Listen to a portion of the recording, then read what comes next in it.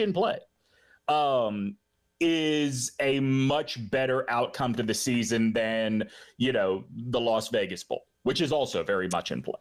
Yeah, I don't know how much destination matters. I mean, look, if you went to the Citrus Bowl and got a fun matchup against, I don't know, so let's say Indiana falls off in the last couple weeks of the regular season, that could be something that people could get excited about. But we've kind of talked about this a lot lately, that bowl games have just become really essentially the start to spring practice. Sure. It's a chance to get a look at what your next year is going to look like, get some of the guys that are already on campus to get some extra practices in. Outside of playing in the 12-team playoff, bowls really don't mean anything. But it's better to be in one than not be in one. Well, maybe this is a function of age for me, right? I'm 43, to give the listeners an idea of the era of college football that sort of defined my fandom.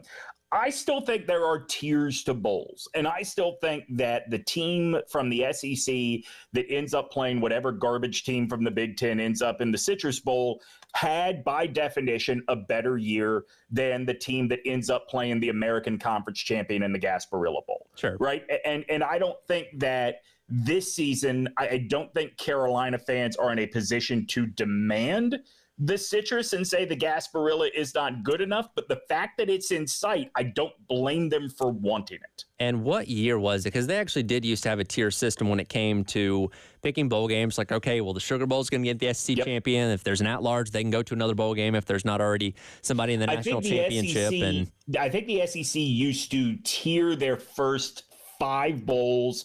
Then there was a collection that was together before, like if you ended up in the Independence Bowl, you did not have a great year. It was not a fun time to be in Shreveport on Christmas Day or something like that, the day after Christmas. Oh yeah, usually like you were there because the bowl game I think was 2 days later. Right. Yeah. So the actual like tier to the bowl doesn't exist like it once did, but there's still, like you said, a thought of, okay, well, the Citrus Bowl means a little bit more than going to the Music City Bowl, the Birmingham Bowl, or whatever it may be. And my first really month here was when Carolina went to the Gator Bowl a couple years ago, and people were excited about it. Hey, haven't been to the Gator Bowl in a long time. Notre Dame, that's a fun matchup. And again, you lost the game, but nobody was really, super concerned about that because you still got to go and experience Jacksonville and all those kind of things. So I do think there can be an excitement around bowl games depending on the matchup and, I guess, destination at the end of the day, in addition to the fact that it just means you took a step back in the right direction compared to a year ago. All right, let's talk about what is realistic, especially coming off of last week. Dave, I want to play cut 6 here in just a second, but Shane was basically asked about the expectation as we get ready for this game. They didn't just beat A&M, they beat the hell out of A&M last week, and I think that has raised the level of what is possible in the minds of not just Carolina fans, but even the people that cover this sport day in and day out.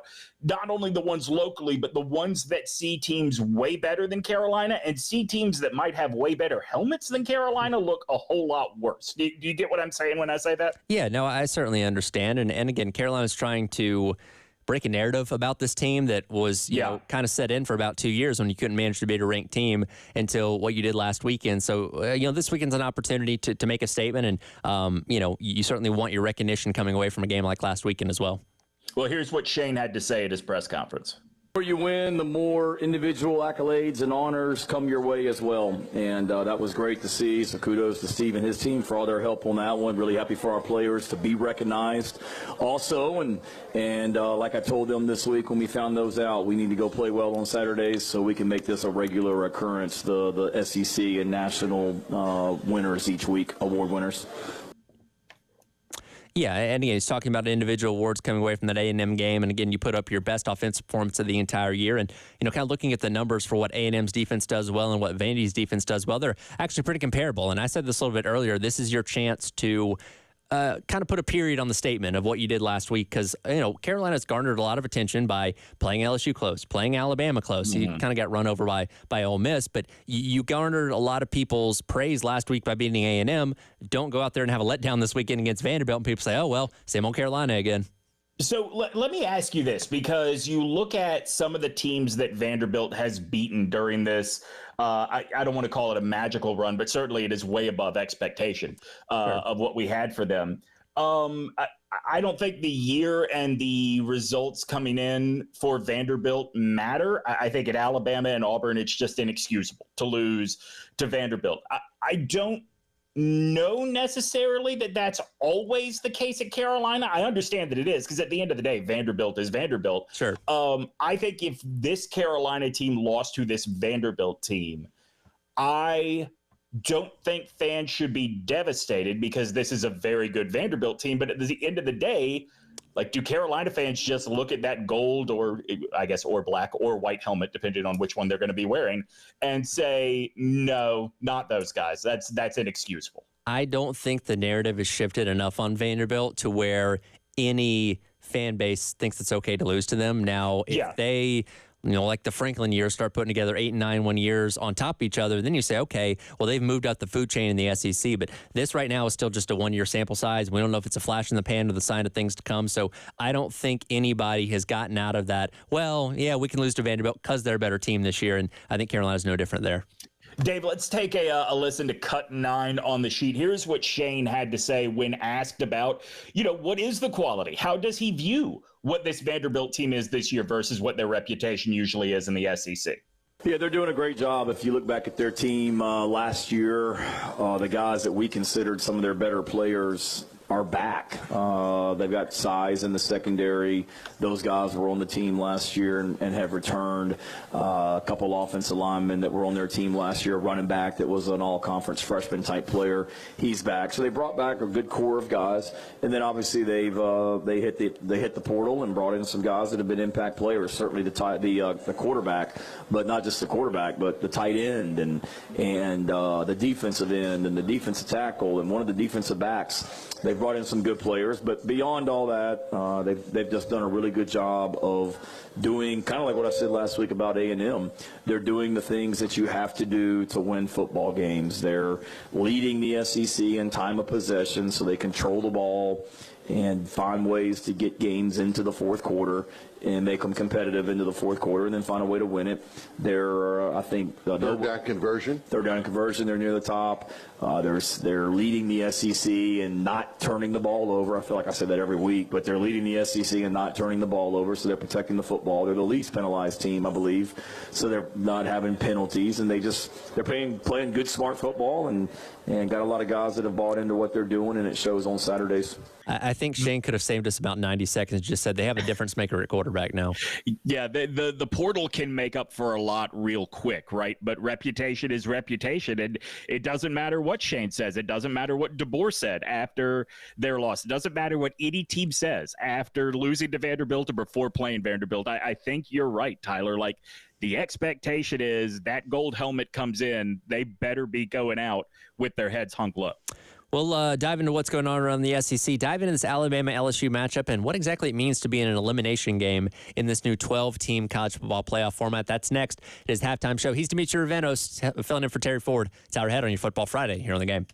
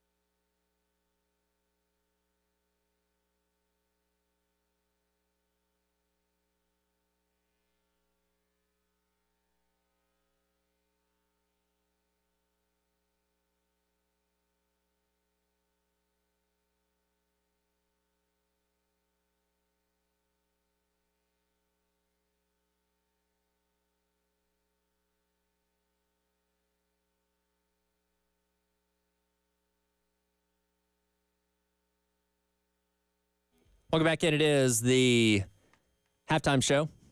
Tyler Head and Demetri along with you, filling in for Terry Ford on this Football Friday. More on South Carolina Vanderbilt to get into as the show rolls along, by the way. Gamecocks game day starting tomorrow, 11 a.m., live from O'Hara's Bakery in Lexington, getting you set for the Gamecocks and the Commodores. Kickoff at 4:15. You can also come hang out with us for the watch party at O'Hara's Pub there on Main Street in Lexington as well.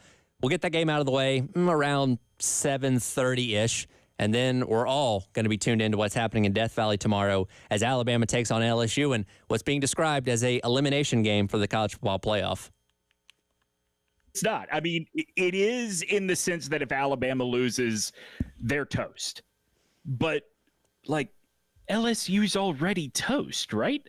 Like, So there's you just think they don't have a chance anyway? Dude, A&M is a spot ahead of them and beat the hell out of them the same way Carolina beat the hell out of A&M. Okay.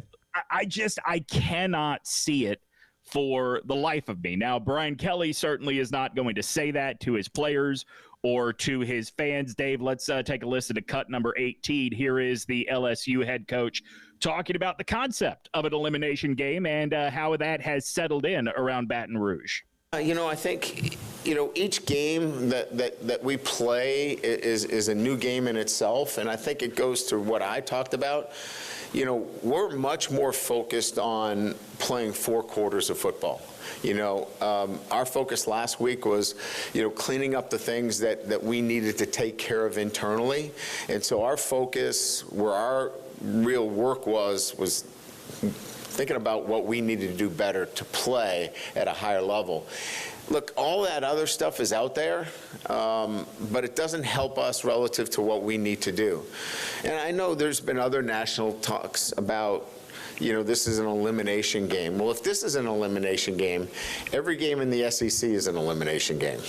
Everybody that has a loss, everybody. Here's the thing that I just cannot get past. Like, obviously no 3-loss team is getting into the playoff this year. But you and I talked about this a little bit on Wednesday. Conferences now are so big. 18 teams in the Big 10 and Big 12, 17 in the ACC, 16 in the SEC. There are going to be way more 1-loss and undefeated teams, I think, than people anticipate going into that championship weekend.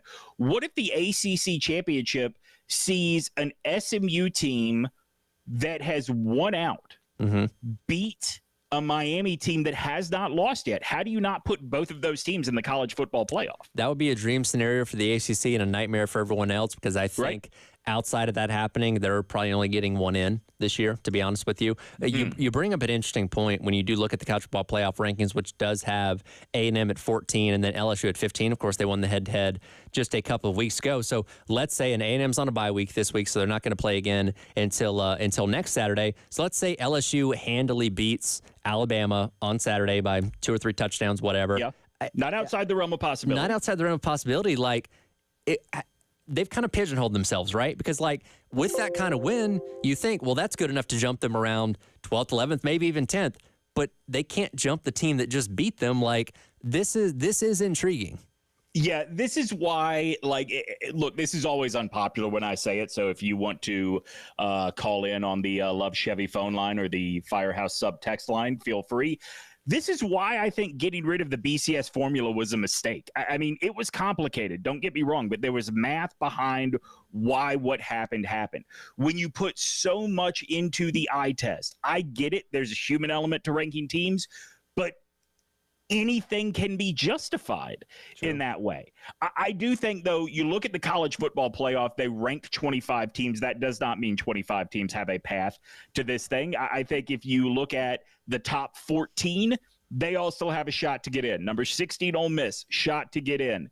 17, Iowa State, 18, Pitt, shot to get in, and that might be the end of it. I will say, with how chaotic the Big 12 is, you can't count out Kansas State and Colorado, not from a ranking standpoint, but from a, hey, they still might be able to get to the Big 12 championship game. Sure. We know the winner gets in. So that opens it up a little bit more. I don't think, because, again, Boise State's the highest ranked non-power leader right now. Wazoo, as impressive as they've been at 7-1, I think they're too far out. Again, Louisville at 6-3, which I think is just done to appease Notre Dame more than anything else. And the Missouri Army, none of those teams getting in, even if they do run the table over these last couple of weeks.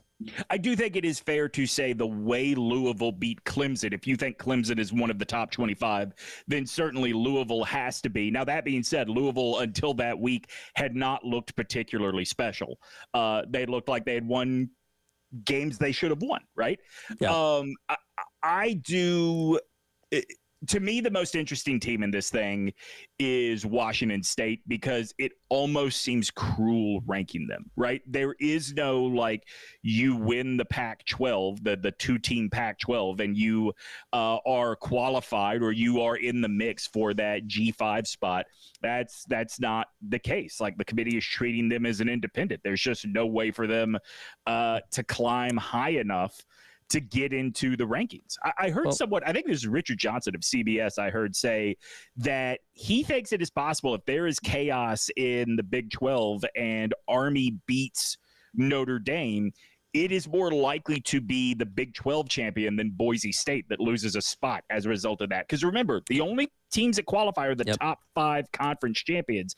We don't actually have a designation of the difference between the Power 4 and the Group of 5. Yeah, I've kind of had my eye on that as well because, again, BYU at 9-0 right now in the top 10, and with how chaotic the Big 12's been, there certainly could be a 1 or 2 loss Big 12 champion that would allow Boise State, assuming they continue to win, to maybe slide in and be one of those top 4 seeds, which, we talk about this 12-team playoff in its current format being very temporary. We only know it's going to be for 2 years, and the Group of 5, if you read all the reports, is hanging on by a thread of if they're going to be included in this thing going forward. They need to make a statement in year number 1. If Boise State can be a top 4 seed and win a first-round game to get the semifinals, that might be a saving enough grace to keep the Group of 5 around in this for a long time to come. I'll tell you, man, if they get stuck at 12, if the committee just says, hey, you're at 12 now and you're not moving one way or another, that's too bad because if they could get up to 11 and they got to play Texas or they got to play Penn State in a first-round game, I'm not so sure Boise State couldn't beat those teams. I also think it's really interesting what would happen going forward if Bama wins handily, which is also very much in the realm of possibility on Saturday night in Baton Rouge because they are the only 2-loss team currently in the field. You cannot tell me they are much better than number 11 or number 12 in the country right now. I don't think that's true. That'd be hard for me to believe, but you beat the number 15 team in the poll. Logic dictates you should move up a little bit. Yeah, they're certainly still in position there, and again, they have a good quality win over Georgia that will certainly help their resume out. But you lose to LSU, and that probably ends up going out the window, and then the folks in Tuscaloosa would have to settle for the Citrus Bowl or the Rely Quest Bowl or any other bowl they have no interest in traveling to. Right. The Music City Bowl is affectionately referred to in Tuscaloosa with a S instead of a C and another letter in there. That sounds about right. When they lost to LSU and Auburn back in 2019 and played the Citrus Bowl that year, it was like Twilight Zone. I'm like, why is Alabama playing at 1:00 on New Year's Day? I don't even remember who they played that year, but it just didn't look right.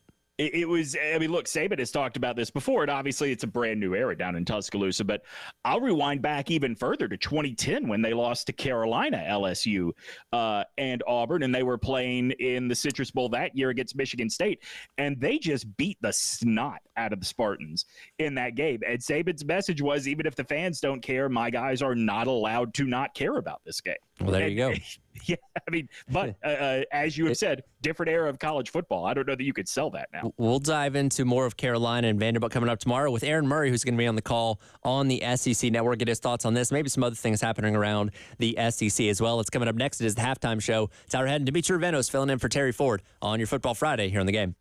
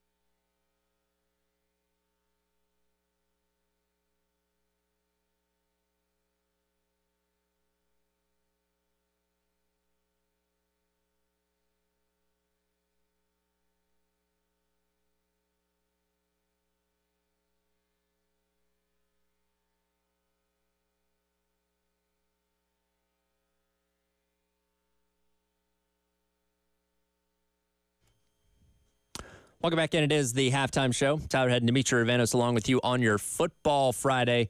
Getting you set for the Gamecocks and the Commodores coming up tomorrow afternoon. 4:15 kick out there in Nashville. Joining us now on Love Chevrolet phone line is going to be on the call for the SEC Network, Aaron Murray. Aaron, first of all, appreciate you taking your time with us once again. Last time we talked was right before the season opener when Carolina played Old Dominion, and we had an idea of what the team was going to be this season, and I think the narrative has shifted around about 6 different ways since then. When you look at what Carolina's done through the first 8 games from your perspective, what stands out to you the most? Yeah, I mean, I'm not going to lie. After that Old Dominion game, I was kind of feeling like South Carolina may be the worst team in the SEC after that performance on offense. And, to see what they've done since then on that side of the football, the improvements really at the majority of the positions, from, the offensive line to obviously getting Rocket healthy, the tight end position, and then most importantly, Lenore Sellers doing what he's been able to do this season. It's a very different offense. You'd love to see some playmakers on the outside, the receiving spot, kind of take that next step. But, overall, like I said, they're taking care of the football. Lenore has grown a ton at that quarterback spot. And now all of a sudden it's more of a, not just, hey, we got to rely on the defense, but offense, like they did last week versus A&M, can go out there and win a football game as well. I want to ask you about the other team in this game, in Vanderbilt. So much of what is working was imported from New Mexico State. And I wonder, as you look at the league from week to week, as you look at Vanderbilt, does it feel like they are really building something and have really turned a corner, or is this catching lightning in a bottle for one season? Yeah, I know they're probably hoping it's not just catching lightning in a bottle, and this is just the Diego effect of you bringing this quarterback that, to me, he's like a mini Tim Tebow, and maybe not with everything that Tim did on the field, but when it comes to the energy off the field, when it comes to the passion, the way in which he plays, the way he leads in the locker room during the week, and the way he makes everyone around him better. I mean, that's the number one goal of any quarterback is, can you make everyone else around you play at a higher level? And, Diego does that. He brings out the juice in the offense and the defense, heck, and the coaching staff as well. So, I know for Vanderbilt, they're hoping like, okay, hopefully this is not just Diego's elevated this program, and once he does leave, we kind of fall back to a team that struggles to make a bowl game. They're hoping to build on this and hoping to build this new culture of always this chip on their shoulders of no one gives us respect, and maybe we don't always have the best resources compared to everyone else, or the NIL compared to everyone else, but we're gonna outfight you. We're gonna work harder than you. And right now they're doing that this year. It's been really fun to watch. I love watching him play, but I mean, you look up this year and every single game they're in it. To Texas, to everyone else, like it's a 4-quarter battle, and all of a sudden you look up and they just find ways to win in crunch time. So I love it. We're about to actually meet with their coaching staff here in about an hour, and excited to talk with them a little bit more about it. But he's a special player, and he's definitely helped bring the best out of them this season.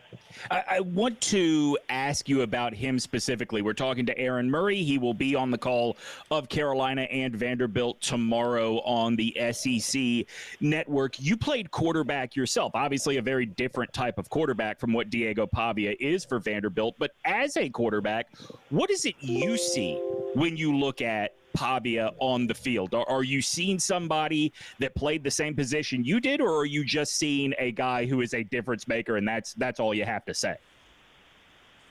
I mean, I would lean more to just he's a difference maker. I think he's very passionate. You get that. I love their offense. I mean, I think that the one thing that is key for them is they're able to keep defenses off balance, and that's going to be pivotal tomorrow. Versus South Carolina, and the speed, especially that front seven, is can you have a guy in an offensive scheme that forces a team that is going to be more athletic than you, that's bigger, that's stronger, to kind of second guess, to slow down, and which the way in which he runs, the triple option, the zone reads, getting on the perimeter when things aren't there, breaking down the defense with his legs. Those little things really stress the defense out. It almost feels like you can't just have a conventional quarterback at Vanderbilt, where you have to have a guy that is like a Diego that can run the football and do all the misdirections, and essentially add another blocker with a running back in the backfield and having dangerous numbers on your side. So he gives you that. So that wasn't my game. I could run, but I wanted to sit back there in a clean pocket, actually pass, take some shots down the field. So, but he's made some really good plays with his arms. You go back to a week ago, he was rolling to his left, throws it off balance, is able to hit a guy down the field. Multiple times inside the pocket, he has pressure in his face, and he's kind of retreating and still has the ability with his arm angle to be able to make the pass. So I do think he's a good passer. I think he's a better competitor. I think he's a tough runner. And he just makes plays. Go back to that Texas game as well. A couple of times in the red zone, I don't know how he fit the ball in between defenders, but somehow the ball is just rolling his way a little bit too. And but like I said, when it comes to like that Team Tebow comparison, he's just going to will himself to go out there and have success, and will his teammates to go out there and have success as well. You mentioned a moment ago to Demetri's question that he makes everyone around him better. He comes into this game a little banged up. He was listed on the injury report as probable. He's going to play tomorrow, but talking to some Vandy insiders this week, apparently he's been dealing with nagging injuries all week or all season long. So if he's not at 100%, is the talent around him good enough? Eli Stowers at tight end, Cedric Alexander running back. Is that enough to lift him up and still be able to play the same quality of offense if Pavia can't be 100% tomorrow?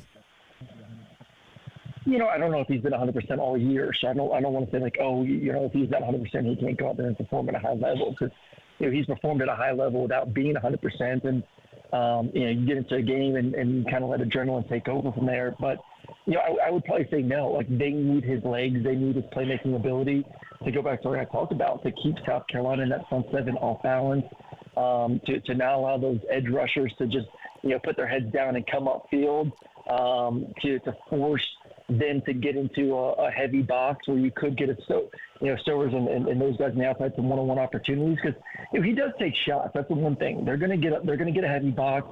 They're going to get some one-on-ones. He's not afraid to push the ball vertically down the field. So unless he's like limping and it's like noticeable, I think he's gonna he's gonna have to be the pivotal part of that offense. And I know if he's even if he is feeling, pretty down, I doubt that he's going to show much of that on the field.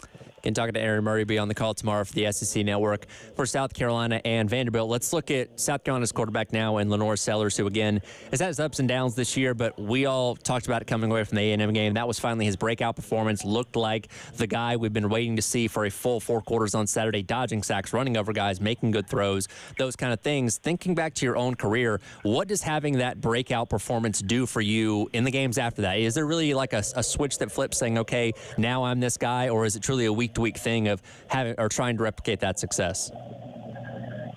Well, I don't think that's just like, okay, all of a sudden it's just that game. I mean, it's building to that. It's the the game versus LSU, in which he was dominating before he got hurt. It was the game versus Alabama where he played really, really well. It was the game against Oklahoma that he played really well. I mean, like, more times than not this season, he's played really efficient football. I mean, the big thing has been just taking care of the football, not turning it over, not fumbling it, being protective, and especially inside the pocket.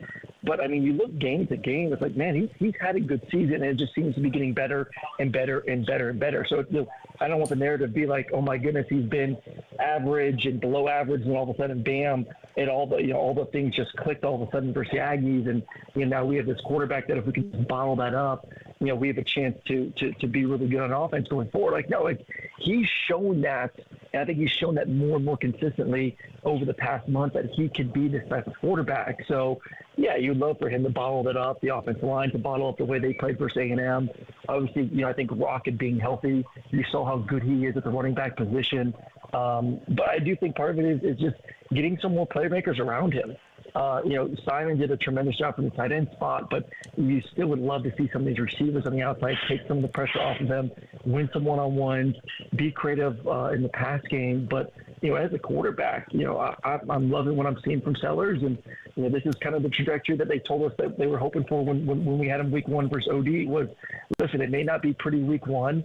He's a young quarterback. But he's a hard worker. He's a great leader in the locker room. He's going to continue to get better the more reps he gets, and you're definitely seeing that right now. But, like I said, as a whole on offense, if they can play the way they played last week, and then add some more playmakers and some more plays in the perimeter, this is, I said it this week on a couple shows, I think this is a top 10 team in all of college football. I think this is a team that can compete with anyone in the country. I think it was pretty wild that neither of these teams are ranked inside the top 25 with the first playoff poll. And for South Carolina, I think they're one or two plays away from being ranked inside the top 10 right now and being a legitimate playoff contender. Diego Pavia versus Lenora Sellers is a hell of a matchup to get to call, but would you give it away in a heartbeat if you got to be in Baton Rouge to see the LSU Mystery Tiger be rolled out onto the field?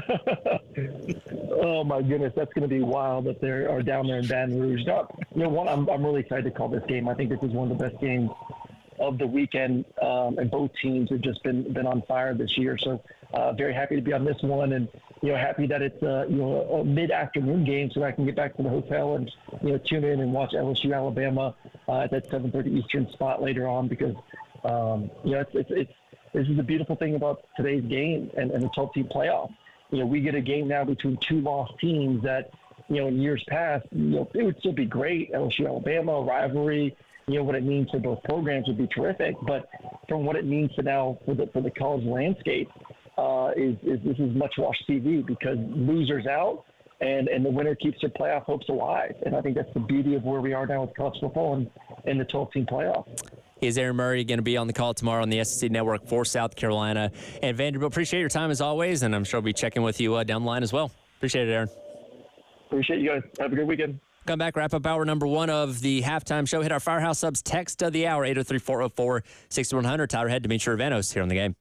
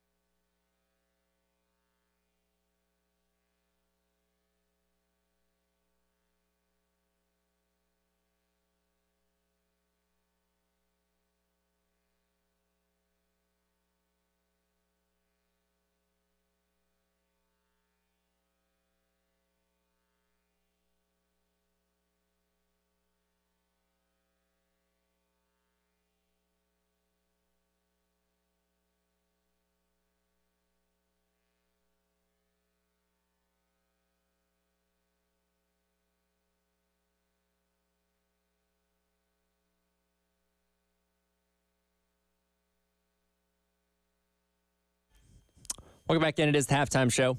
Tyler and Demetri along with you on your Football Friday here on the game. Time to hit our Firehouse subs. Text of the hour, 803-404-6100. Going back to our question at the beginning of the show that you posed about, is it inexcusable to lose to Vanderbilt? Our guy Casey and Gilbert weighs in and says, beating Vandy has nothing to do with either of the two things mentioned. In my eyes, as a Carolina fan, beating Vanderbilt has everything to do with the fact that it is Vanderbilt. We should beat them because I believe we're at the top part of the conference and Vanderbilt is just having a good year.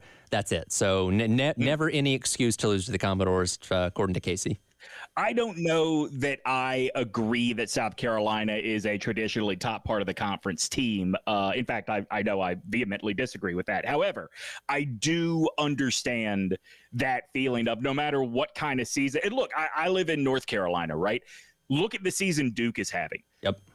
FSU considers their season a disaster on top of disaster because they could never fathom losing to Duke. Like Sure. they're just those teams in every conference. Yeah, and I would venture to say that there's a team in the SEC that thinks they're on par or lower than Vanderbilt, no matter how good this year is with them. Even Kentucky doesn't think they're on par or lower than Vanderbilt. Traditionally, they have been on par or lower than Vanderbilt. Very true. I mentioned this to Aaron Murray when we had him on in the last segment, and it's part joke, but part like morbid curiosity. If you have looked at Twitter over the last few days, it has been just a hellscape, right? It has been impossible to open that app and not feel all the stress of the election, no matter how you feel, how it went. However, Tyler Head, yesterday, praise the Lord above, we got the news that LSU is bringing in a scab tiger to be on the sidelines. And for a brief moment, and by a brief moment, I mean for about 3 or 4 hours, my Twitter timeline was nothing but hashtag not my tiger.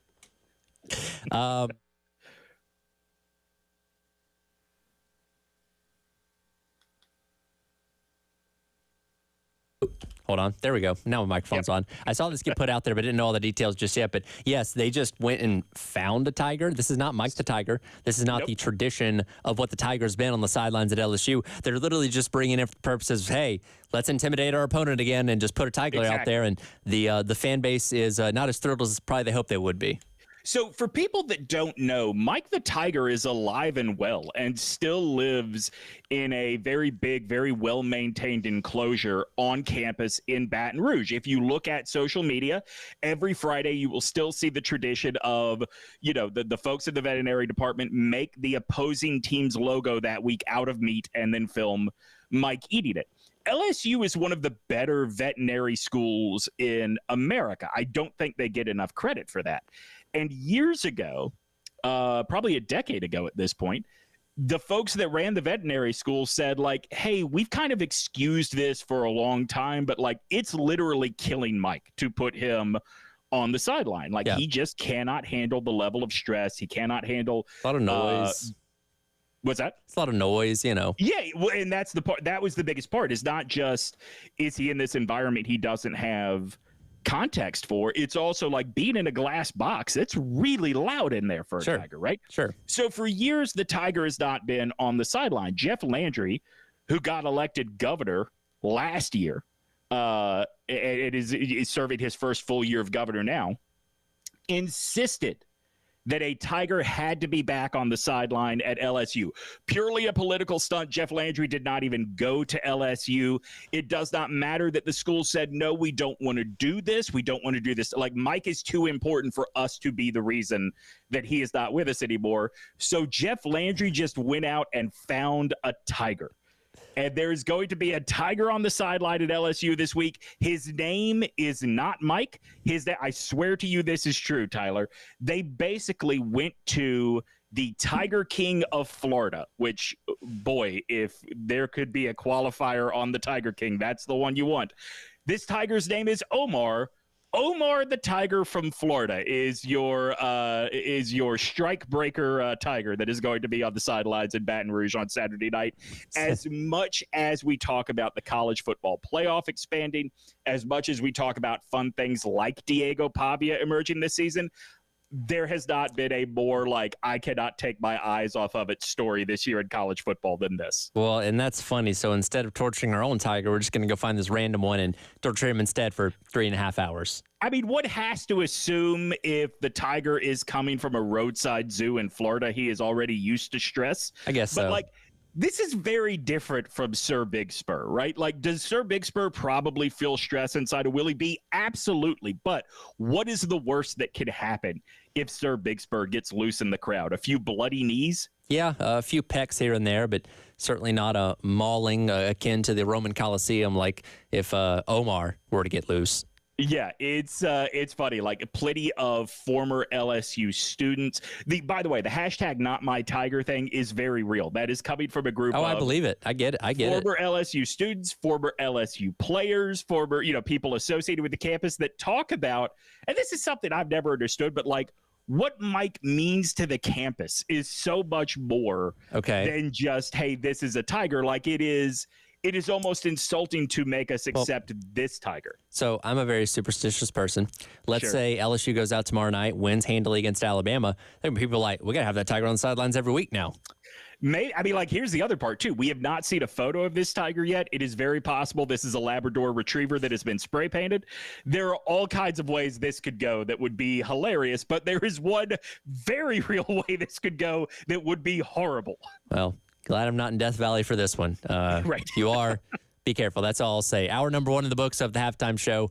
Coming up next, hour number 2, it's football, and more football as your Football Friday rolls along. Tyler Head and Demetri Ravenos here on The Game.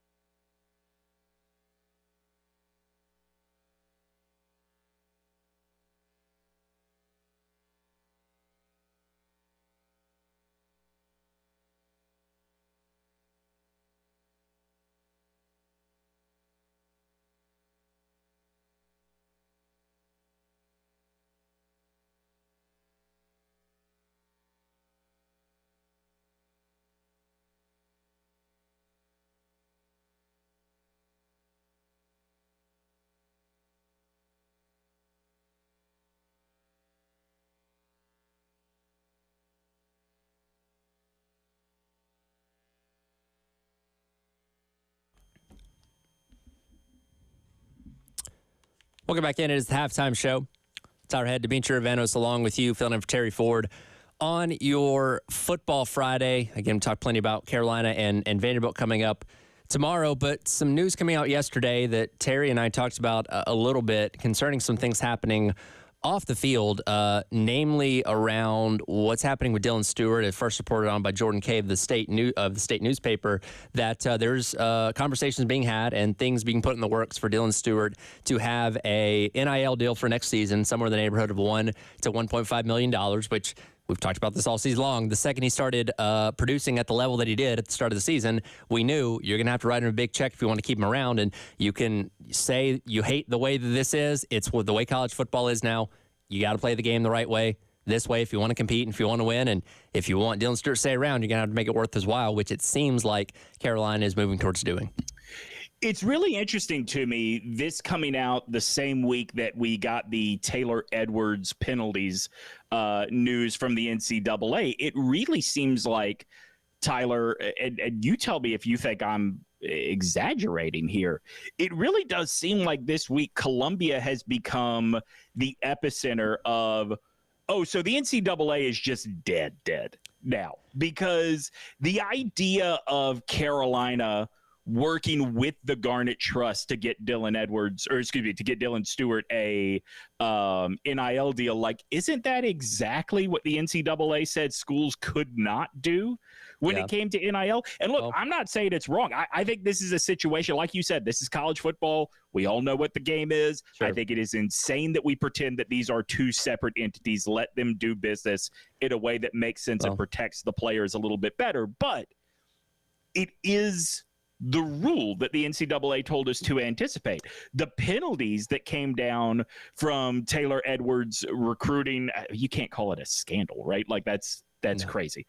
But what was it? It was like 4 days of recruiting and a week of not texting players? Yeah, so for those that didn't see that earlier on this week, the NCAA leveled a Level 3 violation, which the penalties include a 1-week ban on recruiting, a 4-day reduction in recruiting in spring 2025, and rules education to this football staff were accepted and the matter is considered resolved. So again, a slap on the wrist. You'll have a couple days where you can't host players, talk to players, or anything like that. But again, the grand scheme of things, as long as you're giving players what they want to come here for, you're going to be fine. Look, I think that this is quiet part out loud kind of thing, and I'm not accusing. Please understand, I'm not saying I know anything. I'm certainly not leveling accusations at Shane or anybody on his staff at all. I am looking at this and just giving you a very common sense reaction to those penalties that Tyler just read you. Worth it. Oh, totally. Worth it. Yeah. Like if you are a college football coach, especially somewhere like Carolina that is not always at the top of mind for elite recruits, and you got to go the extra mile, and all you're going to get is a week of not being able to recruit, worth it completely. And so it just struck me that these two things happening back to back, I have said this before when I've been on with you, Tyler, that I was in school, I was in college in 2001 when the NCAA told the University of Alabama they were, quote, staring down the barrel of a gun, as close to the death penalty as they have ever come since SMU. Well, I guess since SMU and before Baylor. And, that was over paying one player. And those days are so far behind us. The NCAA has such a huge unfavorability rating, right? Like, you might think my political beliefs are crazy. I might think yours are crazy based on what happened on Tuesday. We were all angry at each other. But the common ground we all have is, boy, the NCAA sucks at its job, right? Yeah, pretty much. And I'm not sure that there is greater evidence of the fact that we are just in the process. We haven't made the big step yet, but we are on the process of telling this organization you are irrelevant and moving on than what has happened this week. I kind of put the NCAA in kind of the box of like that teacher that you had in high school that, like, sure, first day of class, everybody's, on their business and respecting the teacher and all that kind of stuff. But then you start realizing, wow, we can kind of get away with things in this class, and we can talk and we can chew gum and be on our phones and eat and do whatever. And then by mid-year, the end of the year, it's full chaos, and any kind of grasp on the class the teacher tries to get, you laugh in their face because you're like, yeah, that's not you, buddy. That's kind of what the NCAA is. Yeah, last year, I mean, look, trying to bring down penalties on Tennessee and Virginia, you sort of saw the national, like the collective opinion was, boy, that is insane. And I know that there are plenty of coaches that don't like it. I mean, not to go down the politics road, but like we've seen athletic directors talk about that there was some belief that if Republicans had the success they did on Tuesday, that Ted Cruz would be able to enact some of the things he has been working towards in terms of putting a bit of a governor on NIL and transfer portal, all of these revolutions in the NCAA.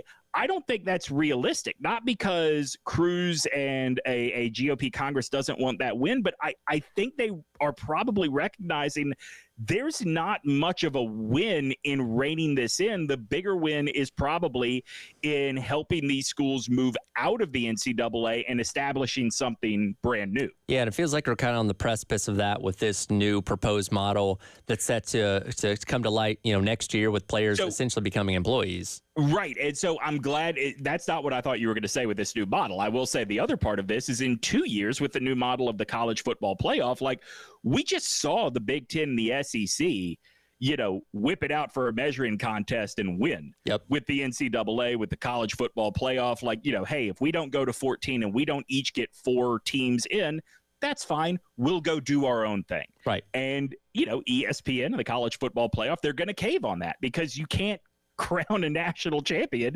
if Ohio State, Oregon, just using this year as an example, if Ohio State, Oregon, and Georgia are not going to be involved. Yeah, no, definitely the two, we call them the Power Two now for a reason. They know the leverage that they have, and they will be catered to accordingly. And, if none of that was going on, do you think Alabama's at number 11 in the playoff poll on Tuesday night, or maybe they're around 15th or 16th? So there's all the opportunity to get, again, 4, maybe 5 SEC teams in if things, continue on in the right direction these next couple of weeks.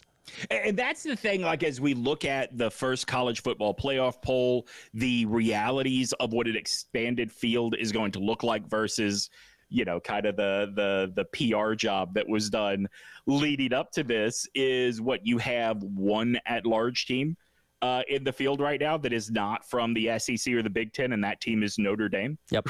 Right? I mean, there is a real I think, willingness to acquiesce now to what it is the schools want from the NCAA, that as much as Charlie Baker seems like somebody that is interested in progress in that organization, evolving forward, trying to stay relevant, I just don't know that the organization is very relevant anymore. And in fact, I do think it is worth asking those penalties that come down as a result of Taylor Edwards' recruiting violations. I mean, sure, he has to resign, but is part of the reason the penalties are so weak is that the NCAA doesn't even really have a good grasp on what is okay and what is not anymore. Yeah, probably so. And look, every time the NCAA tries to leverage something, it seems like they're getting hit in court again with another antitrust case. So they're trying to essentially hang on to any kind of shred of power that they have left, which again isn't very much. And again, when we shift into this new model, I think it's pretty much gone at that point anyway, because the players will essentially become, employees to the universities. And then I don't know, I guess Charlie Baker can go work at McDonald's or something. Yeah, I mean, what was he? Was he the former governor of Massachusetts? One of the northern states, yeah. Yeah, and he was some sort of politician, may not have even been governor. But yeah, I mean, look, when you go before the Supreme Court and the literal basis of your existence, amateurism, loses in a 9-0 decision to the most divided Supreme Court we have ever had, I think it is a matter of time before, as much as Ted Cruz is advocating to move backwards with the NCAA, he realizes there's more of a win in, if the old rules are what you want, it might be better to establish something new with the old rules than try to save something that is falling apart. And that's terrible for the NCAA because that's what they're banking on right now. Yeah, absolutely. And with all this change that's on the horizon, it also brings up some questions as well in terms of what's going to be happening with coach hirings and coach firings. What happened to some of that? Coming up next with the news coming out of Gainesville yesterday in regards to Billy Napier. Reminder tomorrow, Gamecocks and Commodores, 4:15 kick right here on the game. Pre-game coverage starting with Gamecocks Game Day. Myself and Elijah Campbell, 11 until 1 out at O'Hara's Bakery on Main Street in Lexington. And then pregame coverage with the network kicks in at 1, leading you up to kick at 4:15, where we'll have our watch party at O'Hara's Public House in Lexington at 4:15 as well. All that coming up tomorrow, all right here on the game. This is the halftime show. He's Demetri Ravenos, filling in for Terry Ford. Tyler Head on your Football Friday here on the game.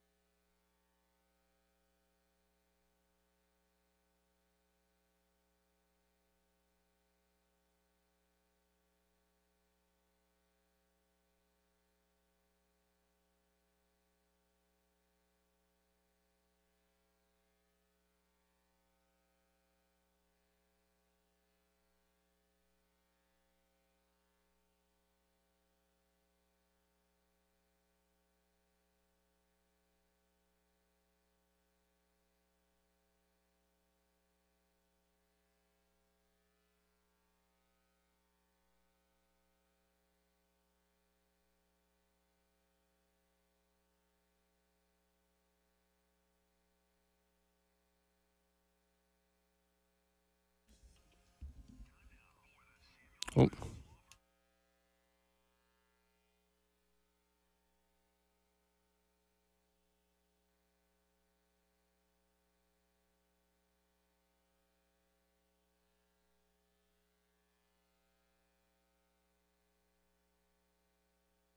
Yeah, Mazio's good to go, and then I would say the rest of those guys are still, we'll see as we get to Saturday.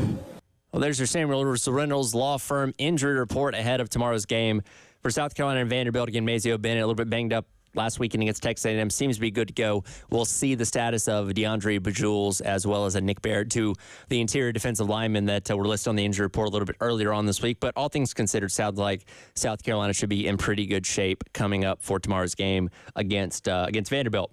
The Florida Gators head to Austin, Texas, to take on the number 5 Texas Longhorns. And I guess Billy Napier feeling a little more relieved going into this game than maybe he thought he was going to after getting the vote of confidence yesterday from Scott Strickland, the AD down there at Florida, saying, oh, he's our guy going forward. Now, he did not mention a 2025 in that necessarily, but for the time being, I guess the pressure is a little bit more off Napier than it was. I was talking to some of the guys I work with at SEC Unfiltered about this yesterday, and the buzz on the group text was, oh, well, what happens if he just goes out and bombs these last 4 games and they're stuck with them? And everyone's throwing around something like that, and I said, guys, you are not hearing what they are saying, right? I know you are here when he says we are keeping the coach. He's our guy going forward. I know you're hearing we have faith in him. I'm hearing $26 million is an awful big buyout. I'm hearing that there is absolute chaos at the top of the University of Florida right now, and there is nobody to fire this guy, let alone rally boosters to pay that buyout. And I think that is outside of the chaos at the top of the university. If you don't know what I'm talking about, go look it up. It's a mess at the top of the University of Florida. I think that, I don't know if we can put the money together. We don't know what is coming with the House settlement. I think you're going to be hearing that a lot, Tyler, and unless you are in a situation like Southern Miss was, like ECU was, where, hey, this is just not going anywhere, I think every school with a coach on the hot seat is looking for a reason not to make a move this year. I brought this up a little bit earlier because for a long time, and I referenced, I think Frank Beamer went through 5 or 6 seasons before he ever even made a bowl game when he was at Virginia Tech, where the leash was pretty long. You could come in, you could filter out all the talent that was there before, you could bring in entire recruiting classes and build an entire roster of your own before people started saying, okay, what have you got? And there was a lot of patience, and there was coaches that stuck around for a long time before ever having a lot of success, and that's something that has gone away quite a bit in the era of the transfer portal, NIL, and all those kind of things, where now you kind of look at basically the end of year 3 and say, okay, if we're not trending in the right direction, we're usually going to go in a different direction. And I do think, like you said, was kind of referenced into why Napier's not getting fired this year, even though he probably deserves to be, given the fact that Florida's looking at another sub-500 year and missing a bowl game, saying, okay, well, we can't afford to fire him and pay all the players next year the way that we want to pay him. So does that start to increase that leash a little bit? Or saying, okay, normally, yeah, we might fire someone after 3 years, but we don't quite have the funds to do that, so let's give him another year, maybe another 2, and see what happens. And sometimes you can turn things around at that point in time. Sometimes you can, and you just end up wasting another year. But I'm interested to see if that narrative will start to kind of shift back in the other direction towards where it used to be. I also think that, at least with the Florida example specifically, there may be some looking to Alabama. There may be looking at something else that has gone on in the conference this year. Now, Alabama had no control over whether or not Nick Saban was going to retire. That was totally up to Nick Saban. But as a result of Nick Saban retiring, a lot of guys entered the transfer portal, including Caleb Downs, who led the team in tackles last year. As a freshman, was a first-team All-American at safety. And what has been Alabama's biggest problem in their losses? It has been stopping those chunk plays that they get caught on. Caleb Downs would make a real difference if he were at Alabama right now. I don't think it is absurd to think that they have seen in Florida enough out of DJ Lagway to want to do everything they can, including keeping a coach that is unpopular for one more year, to really make Gainesville feel like home before they start to think about, can we do this and still make the whatever it is in effort, payment, hire the right guy, whatever, to keep this quarterback on campus. And kind of going back to how things were before the portal, where if you fired somebody, then yeah, you're obviously making a change of head coach, but for the most part, the team stayed intact. So if you felt like you had good talent, you're saying, okay, we're going to bring somebody in that's going to take this talent that the previous coach had and take them to that next level. But now your coach gets fired or resigns or whatever, you're free to go wherever you want. Mm-hmm. And that basically guts your program. So you're saying, okay, we got to bring in a new coach. He's got to go out there and bring in a brand new recruiting class of guys that probably just decommitted because the prior coach got fired. He's got to go out there and find guys in the portal to fill in all these spots where you're basically almost giving yourself a 2-year window of trying to get yourself back on your feet. So if you're looking at Florida, and again, you mentioned DJ Lagway, who has been showing promise, right? Again, Graham Mertz got hurt. So does DJ Lagway show now and was playing well enough for Florida to be ahead of Georgia last week? And if he doesn't get hurt, who knows what happens in that game? And I'm sure that's kind of the narrative coming away from it, that they may have had a chance to beat Florida or beat Georgia if, Aiden Mitchell didn't have to come in and play for the final 2.5 quarters of that game. So you see something there with him. And okay, well, if we fired Napier, he's gone. And then we're right back to square one, trying to find a quarterback and trying to find all these other skilled players. So maybe it is worth, in their opinion, to hang on to him to try and see what the potential of this small blossoming could be. Yeah, I mean, look, Milroe will be gone from Alabama. Thorne will be gone from Auburn, and clearly there is not a successor there right now. I'm sure there are a bunch that I just cannot think of off the top of my head. But do you really think Florida wants to be in a position to have Jalen Rashada happen all over again, where you bungled this so bad and now you're facing him in the conference? And look, they may never actually end up facing Rashada. He may never get off the bench at Georgia. But right now, if you're a Florida booster, it looks really bleak. I want to circle back on the uncertainty coming with the House decision. Remember, that is the decision from the court that said we don't know how it's going to play out, but schools are anticipating they're going to have to set aside $22 million to pay athletes as part of direct revenue sharing. With that on the horizon, Tyler, I want to give you a rundown real quick of some of the guys that are undeniably having bad years and fan bases are getting antsy on, and just what that looks like practically. The low end of this list is the aforementioned Auburn Tigers. Hugh Freeze is owed $20 million if they fire him. Actually, a little bit more than $20 million. Now, there is no calendar clause in that. Sometimes if you get fired, you are due 50% of your buyout within 10 days or something like that. So they could spread that out, but $20 million is $20 million, right? True. At Florida State, if Florida State wants to get rid of Mike Norvell, $63 million. And they just redid his contract this past offseason after going 12-0 and winning the ACC championship game. That's right. If all right, so a guy not having a bad season, but there were certainly questions last week. James Franklin, has he done all he can with Penn State? Would the school be better off moving on? If they want to do that, $57 million. Has the game passed Dabo by? Would Clemson be better moving on? $60 million. Is Billy Napier ever going to get this thing right at Florida? $26 million. Is Brett Venables cut out to be a head coach at Oklahoma? $44 million. We act like this is pretend money all the time when our coach is not doing well enough. But with the House settlement on the horizon, man, everybody suddenly is getting a lot more fiscally responsible in college sports. We act like it's pretend money because we've seen teams programs say, yeah, that's fine. And again, go back to Jimbo getting owed $77 million to not coach there anymore. Like, that probably wouldn't happen with what we have on the horizon if he had hung around for another year, because people are like, well, we're not going to get where we want to with this guy. I know it's going to cost us an arm and a leg, but let's go ahead and move on from him and suffer the payments over the next couple of years. You mentioned Jimbo at A&M. Let's look at the guy that replaced him at Florida State. His name just went out of my Willie head. Willie Taggart, thank you.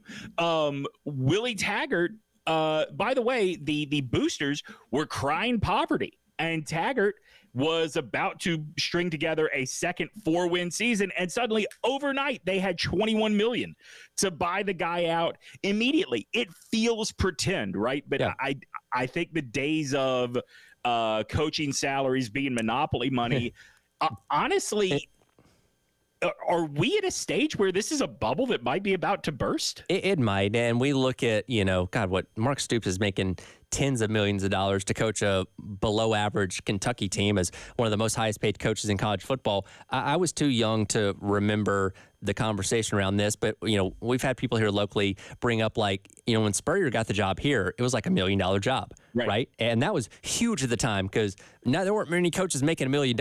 And gosh, you can go be an average coach in a MAC school now and make $1 million. Coordinators make millions of dollars now. It's so crazy how much this has escalated in just the past 15 to 20 years. In 2007, when Alabama hired Nick Saban, he got a $7 million base deal, and that was seen as absurd at the time. And a lot of that probably had to do with the fact that he'd already won a national championship. If he had not, he's probably making half of that.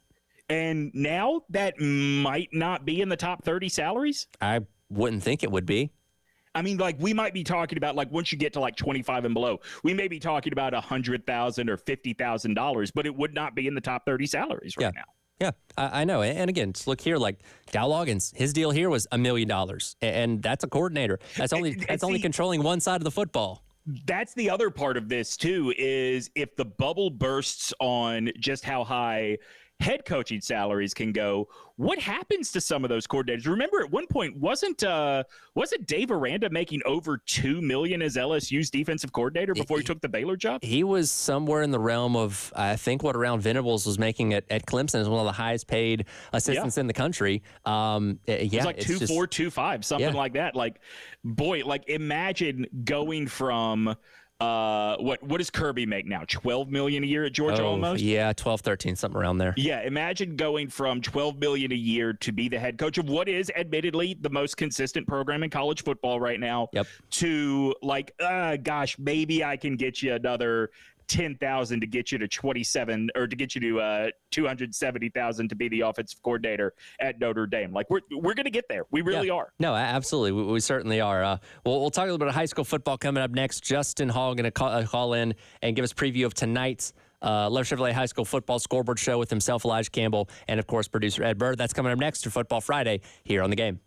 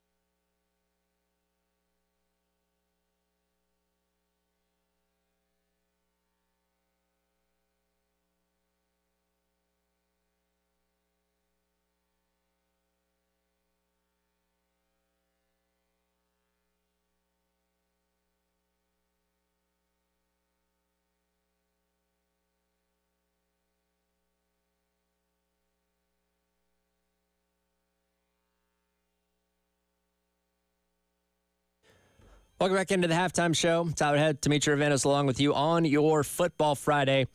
It is indeed time to talk some high school football with our guy Justin Hall ahead of tonight's Love Chevrolet High School Football Scoreboard Show with Elijah Campbell and, of course, Ed Bird. Quick programming note, that show will take place after Carolina men's basketball, after they take on South Carolina State, which that game should wrap up sometime around 9, coverage ending around, I'd say 9:15 or so. And then Justin, Elijah, and Ed Bird will bring you everything going on with high school football as we wrap up the regular season. It's gone by in the blink of an eye. We're here, and Justin, there's a lot on the line tonight. There's a lot. I think just in the games I sent you for us to talk about really briefly this afternoon, I think I counted 3 trophy games, and I had to make a quick adjustment to one of those. I didn't realize it was a trophy game.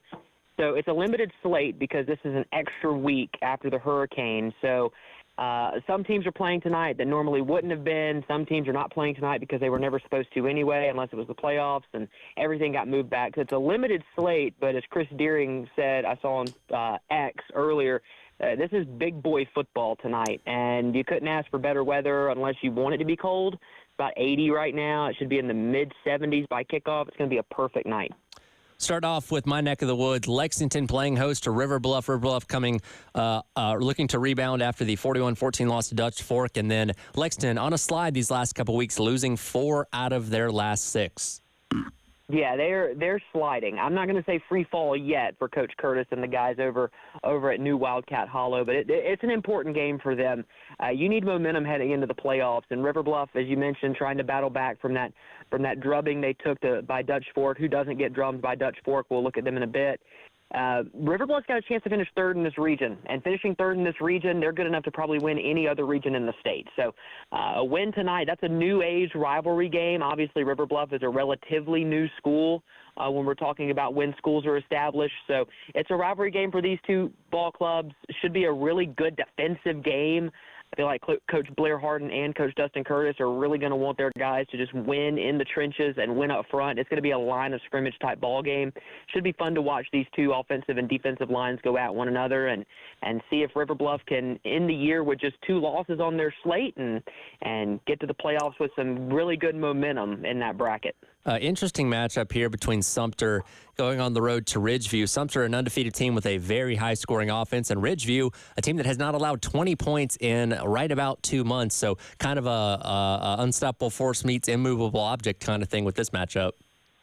It appears to be. It's probably okay, so go professional wrestling here. You'll like this one. This is kind of that mid-card matchup that no one's talking about, right? So this is going to be that really good intercontinental title bout before we get down the road to the big one at the end of the night. This is a matchup. Sumter, obviously, you mentioned trying to stay undefeated. Ridgeview got off to a very slow start. I picked Ridgeview to possibly go undefeated this year. They are so uber talented, but they're undefeated in the region. And so now you're looking up, and you got a chance. You're hosting Sumter. You mentioned a high-flying offense, but if you beat them in these 48 minutes tonight, you're region champs. And after a slow start, you're a region champ. You're going to get a possibly a bye in the first round, or if nothing else, certainly a home playoff game or 2. And Ridgeview's just that talented of a team. They can pull this off tonight. So it's going to be one of those good mid-card games that's going to pop up and surprise some people. It could be a fun one over there at Ridgeview tonight. Flipping the coin to White Knoll and Chapin. White Knoll ended its losing streak recently versus Lexington, and Chapin has had quite a few blowout losses this season. Two teams not necessarily in the best shape, but should, I'm assuming, be a pretty even matchup. It is an even matchup, but it's complete clash of styles. Coach Nick Pelham preaches defense. He's a defensive-minded head coach, and they've played decent defense down the stretch here as they've tried to battle back from kind of a slow start in the region. Chapin, on the other hand, only plays wild football games. They score a lot of points. Brady Albro's really good at quarterback, but so is Landon Sharp for White Knoll. It's an even matchup. Chapin's under 500 by a game. White Knoll's over 500 by a game. So in this clash of styles matchup, both of these teams should make the playoffs just because I think every team in this region is going to go, this region of doom. But this is that clash of styles kind of game. If White Knoll can continue to roll, that's another team that they're very young. They've been playing a lot of sophomores, some freshmen, but they're starting to get their bearings about them. And as you're heading into the playoffs, the best thing you can have is back-to-back dominant region wins heading into that first-round game that you're probably going to be on the road for. Let's talk some high-level main events now. Batesburg-Leesville at Strom-Thurmond. Batesburg-Leesville undefeated 9-0 on the season. Strom-Thurmond 6-2, but only one region loss, as they will be playing for a trophy tonight.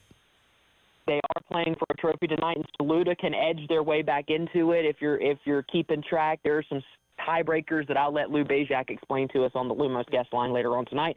I'm not into math. This is one of those games, right? This isn't like The Rock and Hulk Hogan at WrestleMania, but it's darn near close. This is a game. Batesburg-Leesville might be one of the best stories in high school football in the last 5 years. It wasn't that long ago. This team was 0-10. And just in a 2-year span, they're sitting here at 9-0, chance for an undefeated season. And you look at 2A and you look around that classification, you go, I don't see if anybody can beat Batesburg-Leesville. I thought Saluda could, and that game was close early, but Batesburg-Leesville put it on them in the second half and really just handled their business defensively. Another really good main event style matchup tonight that has region implications, but Batesburg-Leesville, I think, will put the bow tonight on the best story in the Palmetto State in high school football. You know, it's funny you bring up the Rock Hogan WrestleMania main event, because that's exactly how I was going to build this final matchup. Another trophy game here, undefeated on both sides. Irmo at Dutch Fork, also playing for a trophy.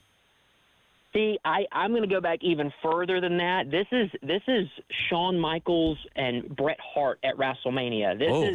That's high billing right there.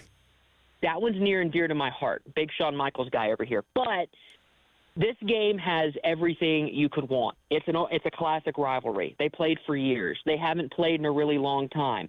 Coach Knotts was coaching with Coach Brand when Knotts was in North Carolina. They know each other. They know each other's minds when it comes to football. They love coaching the game. They love seeing their guys execute on the field. And then to top all of that off, they're both undefeated. There's a little bit of controversy off the field of what happened with Irmo. They're able to go to the playoffs still, though. That ruling got handled yesterday. But that's in the background here, too. So don't think the Dutch Fork fans over at the Fox Den are thinking about that tonight. They definitely are, and they might let the team hear about it. But there's talent everywhere. Ethan Offing at quarterback for White Knoll. Obviously, A.J. Brand at Irmo. Or, excuse me, not White Knoll, at Dutch Fork. And then A.J. Brand at Irmo. A.J. Brand's still getting calls from Dow Loggins regularly from South Carolina. They're still recruiting that Hokie commit. We'll see what happens there if Beamer can flip him. But we do know A.J. Brand has over 10,000 yards from scrimmage in his career now. He passed that number last week. Here's your key. Dutch Fork has allowed this season 31 points. Not 31 points per game, 31 points all season long. Can Irmo's offense, that is good, they're not high-flying, but they are good, they are surgical, they are precise, they can score. Can they score on Dutch Fork? If they can, I don't know if Dutch Fork is ready for a track meet tonight. This is the game. We've waited all year for it. We talked about it in week 0, even though that doesn't exist.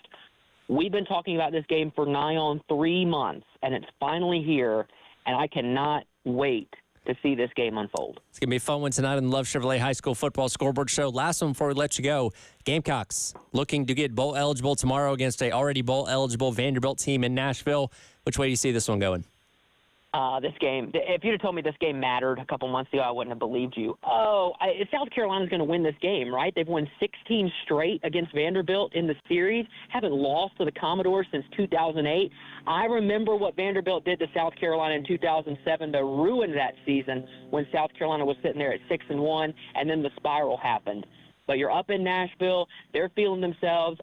I don't think it's a good matchup for Vanderbilt personally. I think South Carolina's got way too much speed on defense, especially on the edge, to make Diego Pavia uncomfortable.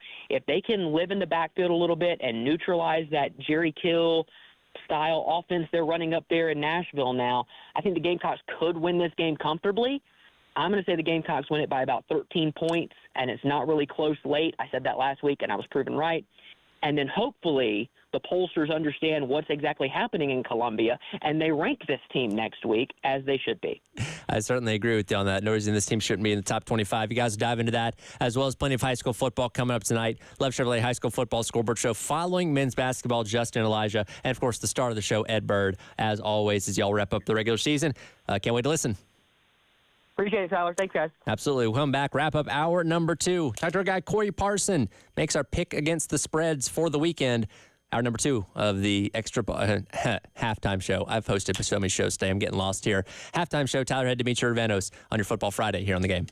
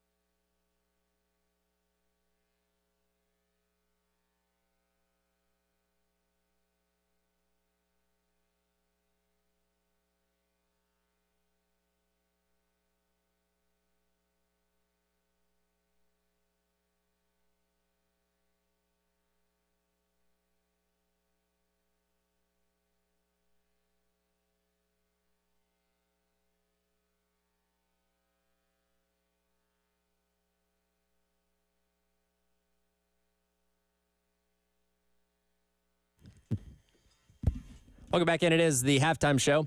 Tyler and Demetri Urvanos wrapping up hour number 2 on your Football Friday. Our new tradition here on Football Fridays. Talking to our guy Corey Parson, who knows a thing or two about point spreads and so forth of games going up this weekend. Corey, how are we doing today? Oh, no, bad, apparently. Oh, do we have Corey? Dave?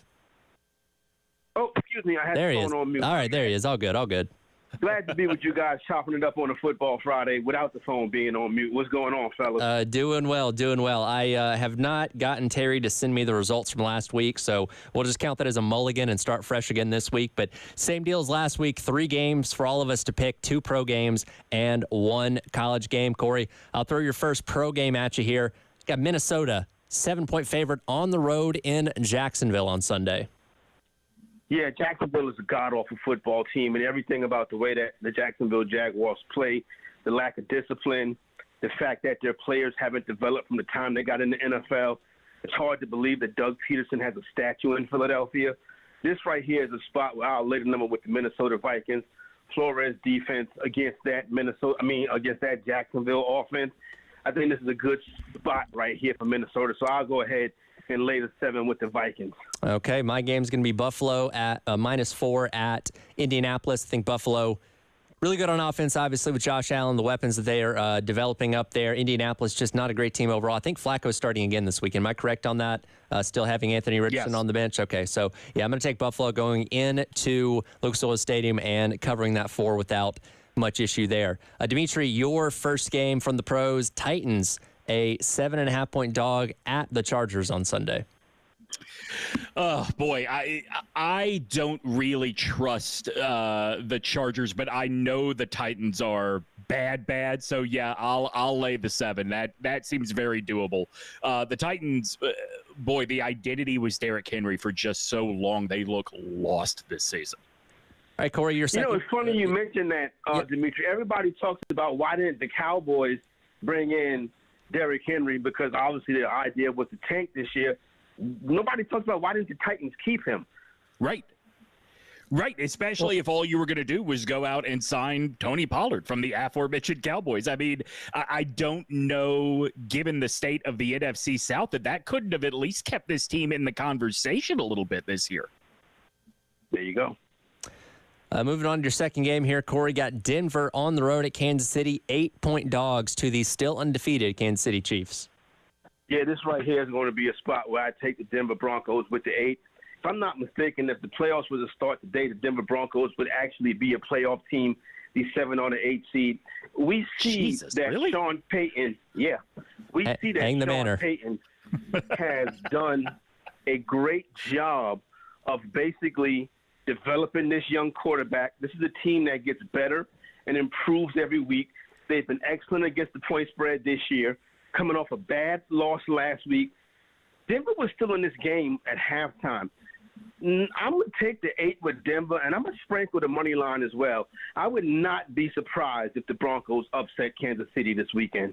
All right, my second game, it's going to be San Francisco, 6.5-point favorites on the road at Tampa Bay. Tampa has put up a good fight this year, namely last weekend against Kansas City, where they nearly beat them until, Kansas City won the coin flip in overtime. We all know how that goes, and Patrick Mahomes gets the ball in OT. Look, I think Tampa Bay's a scrappy enough team. Obviously, San Francisco not on par with what they were a season ago. I got Tampa Bay covering the 6.5 in this one. Demetri, last one for you here for the pros. Philadelphia, 7-point favorites on the road at NFC East divisional rival Dallas. Corey, I want to circle back on what you said, that it's hard to believe Doug Peterson has a statue in Philadelphia. I know this game is in Dallas, but do you know maybe the weirdest flex in sports history is he's very proud of the fact that he has never seen the statue before? Oh, wow. That's interesting. I never knew that. It's just the weirdest, dumbest flex I've ever heard. All right, so what was the number on that one? 7. 7. Yeah, I mean, look, Philadelphia looks like it's very hard to quantify them, right? They look like a mess, but they keep winning. At the end of the day, as a dedicated Carolina Panthers fan, I am sad to say that I don't think Jonathan Mingo is going to make much of a difference for the Dallas Cowboys. I will take the Eagles and the number there. Hit the college games really quick here. Corey, yours is going to be Georgia, 2.5-point favorite on the road at Ole Miss. Man, Ole Miss has been very impressed this season. I'm the type of person that comes into the season with the idea that Ole Miss is going to be the SEC's Penn State. It actually hasn't been the case this year.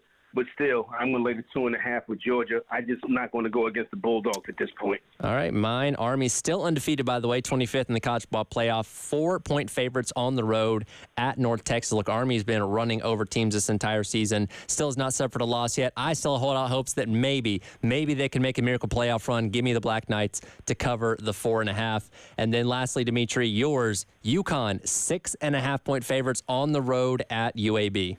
Oh, my God. I would take this if UConn were 9.5-point favorites on the road at UAB. I know they've shown that the Blazers have shown a little bit of life in the last 2 games, but Tulsa is literally in the conversation for the worst team in college football this season. South Florida is a bit of a mess. We have seen over and over again when a team with a pulse comes to Birmingham, they don't just win, they win big. So give me UConn and the points. All right, that'll wrap it up here. Corey, appreciate you hanging out as always. I'll try and get Terry to give me the updated standings so we actually know where we stand on all this coming up next week, as certainly enjoy doing this on with you on Fridays. Take care. I'll holler at you, fellas. Absolutely. Again, Corey Parson, our guy that you hear sometimes here on the game with all of his insights when it comes to the sports betting part of things. We'll come back and hit hour number 3, get into what's trending at 2, dive back into Carolina and Vanderbilt as well as we get set for the huge matchup tomorrow between the Gamecocks and the Commodores in Nashville as Gamecocks look to reach bowl eligibility and try and see if they can keep Vanderbilt right around 500 this year as they have 6 wins already on the season. Demetri Venos, Tyler Head hanging out with you on the Halftime Show on your Football Friday here in the game.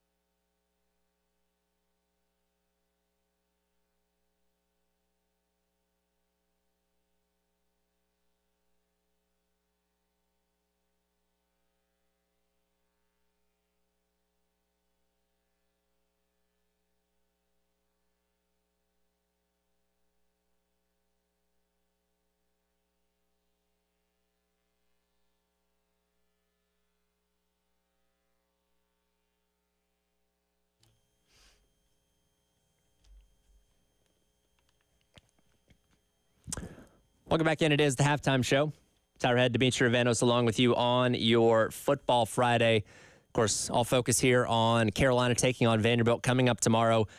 Two teams pretty similar to one another. Two teams that have a rightful gripe of not being in the top 25 of the college football playoff this past weekend. And as we talked about earlier, two teams that I think with being excluded from the first 25 rankings saw any hope of maybe running the table and getting in the back door of the playoff go out the window. Well, I think in realistic terms, I don't know that I could see a 3-loss team getting into the playoff just by virtue of the way schedules in these gigantic conferences are set up now. But I do think that this is a game that both teams look at it and say there is no excuse for us to lose this game. Like I know how Carolina fans look, like every SEC fan base feels about Vanderbilt, right? But I also think that Carolina is in a class of teams, or whether this is fair or not, Vanderbilt looks at and says, we have a chance in that game. And I think the way they've been playing this year, yeah, they do have a chance. I don't know that I'm going to pick Vanderbilt. I will say I think Diego Pavia has earned the benefit of the doubt in terms of being a magic man, you know, a playmaker, so to speak. But I think coming out of what you saw the Gamecocks do on Saturday against A&M, I just don't know how you feel comfortable picking against that team. Yeah, when they play at their best, especially with the defense doing what it does, as we've said, you're going to have an opportunity every single game. And what we saw this past weekend against A&M from Sellers' perspective, again, completion percentage wasn't where you needed to be, and receivers still need to obviously contribute a little bit more on the offensive side of things. But that was the best Sellers individually looked when it came to just eluding tacklers. And we'd seen parts of that. I go back to the Alabama game where he Houdini'd his way out of a sack near the goal line and launched the ball to Larvadain at the midfield that didn't end up being caught or was overthrown, depending on who you ask. So we've seen the elements of that, but he did it for 4 quarters on Saturday, and that was a big reason why Carolina won the game the way that they did. And I kind of brought this up to Aaron Murray a little bit earlier. You know, finally getting to be that guy for a full game. Is that just, you know, the switch flipping, saying, okay, now this is who we are going forward, or who I am going forward, or is it something that might kind of teeter back and forth? Because when you look at what A&M does on defense and what Vanderbilt does on defense, very, very similar, very, very comparable types of defenses. Now, A&M has more talent on their defense, but Vanderbilt, from a number standpoint, is in a lot of ways very similar. Yeah, Vanderbilt has been like part of the reason that they have all the wins they do this year is because they have not stumbled ass backwards into losses like like the Vanderbilt we know and love. I do think one of the things that is going to be really interesting, especially as you talk about the fact that those two defenses are built so similarly, is can Lenoris create the kind of chunk plays that he has been able to, not even just in wins, just when Carolina is out punching its weight class, right? Like he did it with his arm against Alabama. He did it with his legs against A&M and against LSU. Vanderbilt is pretty damn disciplined on both sides of the ball. On offense, that means not giving things away with penalties. And on defense, that means not letting these kind of players beat them on a single play. That doesn't mean I don't think Lenoris can do it. I am more saying I am interested to see what the wrinkles are that Shane and Dow Loggins are coming up with in order to put Lenoris in those spots where he can take advantage. Yeah, and the game plan they had on offense last week was definitely the most well-executed had the entire year. Again, you put up 44 points on anybody in the SEC. You're obviously doing something right, but just a lot of designed quarterback runs, which is something that they actually did a lot in the Old Dominion game in week number 1 that, you know, had decent results, but I think we all came away from that game saying, man, you really want Lenoris Sellers to get hit that much, you know, as a first-time starting quarterback, but obviously he was able to make the most of it, ran for 100 yards last week, over 100 yards. One of the first players, along with Rocket Sanders, to do that against Texas A&M, you know, this entire season. And again, I would imagine the game plan is probably very similar to that coming out tomorrow. Keep things relatively short because no matter what, this offensive line is still a problem. It has been. It's not going to get fixed overnight. No matter how much cohesion they have and the fact they haven't really changed the lineup this year, they're not good. And they allow the next to most sacks in all of college football behind only Oklahoma. And I imagine Vanderbilt's going to put a lot of pressure on Lenoris Sellers as well. So you're going to have to keep things short, keep things quick, and he's going to have to use his athleticism and probably get out of trouble tomorrow as well. We talk so much about the offense, and look, that is just the nature of how we talk about football in this country now, is scoring points. But I do wonder, and this is where my concern comes in for the Gamecocks. I do wonder if playing what is essentially a triple option team takes those super talented edges, not takes them out of the game, but neutralizes them, because, they can only cover one guy. And if that ball can go one of 3 or 4 directions, we saw against Alabama, Diego Pavia is really good at picking up where that ball needs to go quickly. And I'll think back to, like when Georgia Tech used to run the actual full-on triple option back in the day. I remember that, Mark Richt would always say, well, we'd have to spend an entire session every week in practice focusing on that, even though that game's the end of the season, because it's so different than what everybody else does. Right. I don't know, and I don't think anybody's asked Beamer about this. I don't know how much you have to dedicate to defending this, because it is so much different than what you're typically going to see, even though it's not the full-on triple option like you said, but a variation of enough where you have to, mind your assignments, or else you're going to get run all over. Yeah, I mean, and the other thing they do, and this has kind of gone out of favor as we have everybody now running RPOs, but you saw this against Auburn last week. Boy, they really love to line up in that old school pitch option form where Pavia can roll out, and either he can keep it or pitch it to a running back, or before he even starts the rollout, if he sees a hole up the middle, he will toss it forward to Eli Stowers, who will run right up the gut with the ball. That play just killed Alabama in that win, and it did some damage last week against Auburn as well. What is so frustrating about this team, and look, you said that Georgia Tech ran the proper triple option. That's what Vanderbilt is doing. They're just doing it out of different formations than we're used to. Yeah. What is so frustrating is that it is so much about discipline that sometimes it does not matter how big of a talent gap there is. And I don't think South Carolina has a gigantic one on Vanderbilt, but they have enough of one that they should not be sweating this game. And I just don't think that's the case. Yeah, I typically, whenever we're planning for one of these games, kind of look at who's projected, as far as the draft on a respective team. You just don't have a lot of what's thought to be NFL caliber talent across this Vanderbilt team compared to what we have in Carolina, where you can look on the defense and say, okay, Kyle Kennard's probably playing his way to maybe being a second-round guy. Demetri Knight, probably a mid-round guy at linebacker, and then Nicky Minori could work his way to being a first-round guy at the safety spot if things continue to go the way they go. And you just don't quite have that on Vanderbilt. And they've kind of taken on this, outside of Pavia on offense, this nameless, faceless team type of approach where they're just some of their parts working together. And I was looking earlier, one of their defensive linemen with 4 sacks, one of their linebackers with 4 sacks. They just have production at every single level, even though there's nobody that's a definitive superstar in their defense.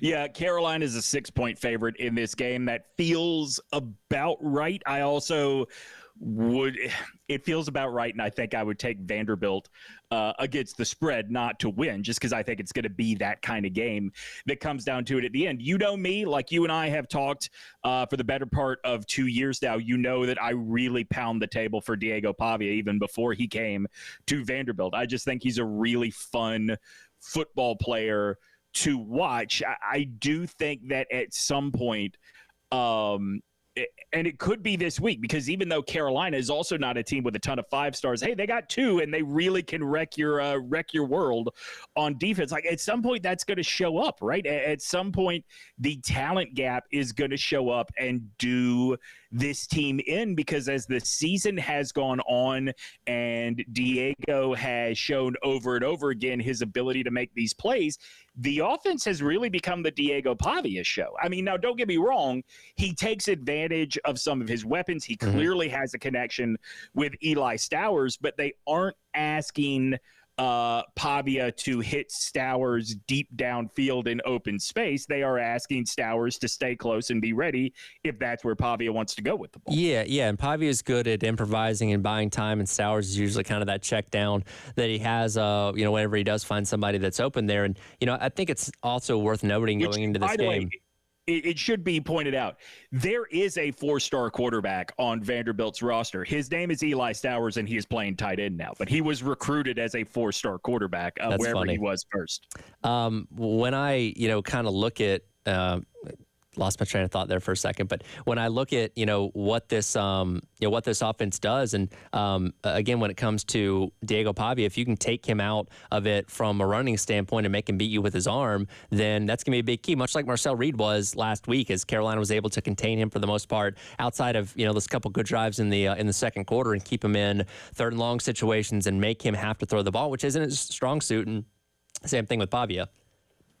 Yeah, I mean, it's going to be interesting. I do wonder, just from your point of view, what is on the line here for Carolina? Is this just as simple as, hey, you cannot lose to Vanderbilt? Or do you get the sense, Tyler, talking to people in this fan base, that there really would be a sense of accomplishment if they were to end up in one of the top tier, let's say the Florida Bowls, right? The Citrus Bowl and whatever it is we're calling the Outback Bowl now, as opposed to something else in the SEC Bowl lineup. It does keep those hopes alive. Obviously, you have the opportunity, if you win this game, to still potentially go 9-3 and maybe make it to one of those higher end bowl games compared to going to Birmingham or Shreveport or whatever it may be. But I think it's more about this weekend confirming what people saw last week, because, again, Carolina lost a tight game at LSU with controversy officiating. We all know the story of what happened there. They lost a near miracle comeback against Alabama a few weeks back on the road. Like, people have noticed South Carolina and what they've done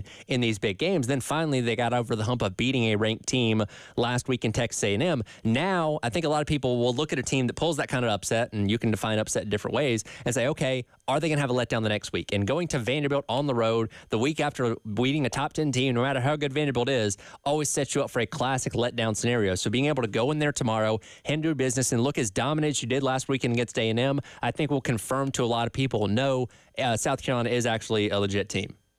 Vanderbilt's two biggest wins this year have come when their opponent is coming off of a major win. Alabama had just beaten Georgia. Auburn had just snapped a losing streak by beating Kentucky, and Vandy was able to take advantage. I will say one of the things that I am watching in this game is signs of life of just how high this thing can go. With Shane, you assume with Dowell and with Lenora Sellers together, like you want to see the ability for them to string these types of performances together and believe that this team could be in the conversation sooner rather than later for one of the spots in Atlanta at some point. Absolutely, and plenty more to get into this matchup. We'll kind of take a look into things from the Vanderbilt perspective coming up next here. But as we head into this break, do have a pair of tickets to give away to not tonight's men's basketball game, but Towson on the 12th. That's coming up this Tuesday. Two pairs right now. Callers number 5 and 6, 803-404-6100. Go see the men's basketball team take on Towson coming up on Tuesday at Colonial Life. This also includes parking as well, by the way, so a little bit of a double feature there with men's basketball. It is the halftime show. Tyler Head and Demetri Ravanos along with you on your Football Friday here on The Game.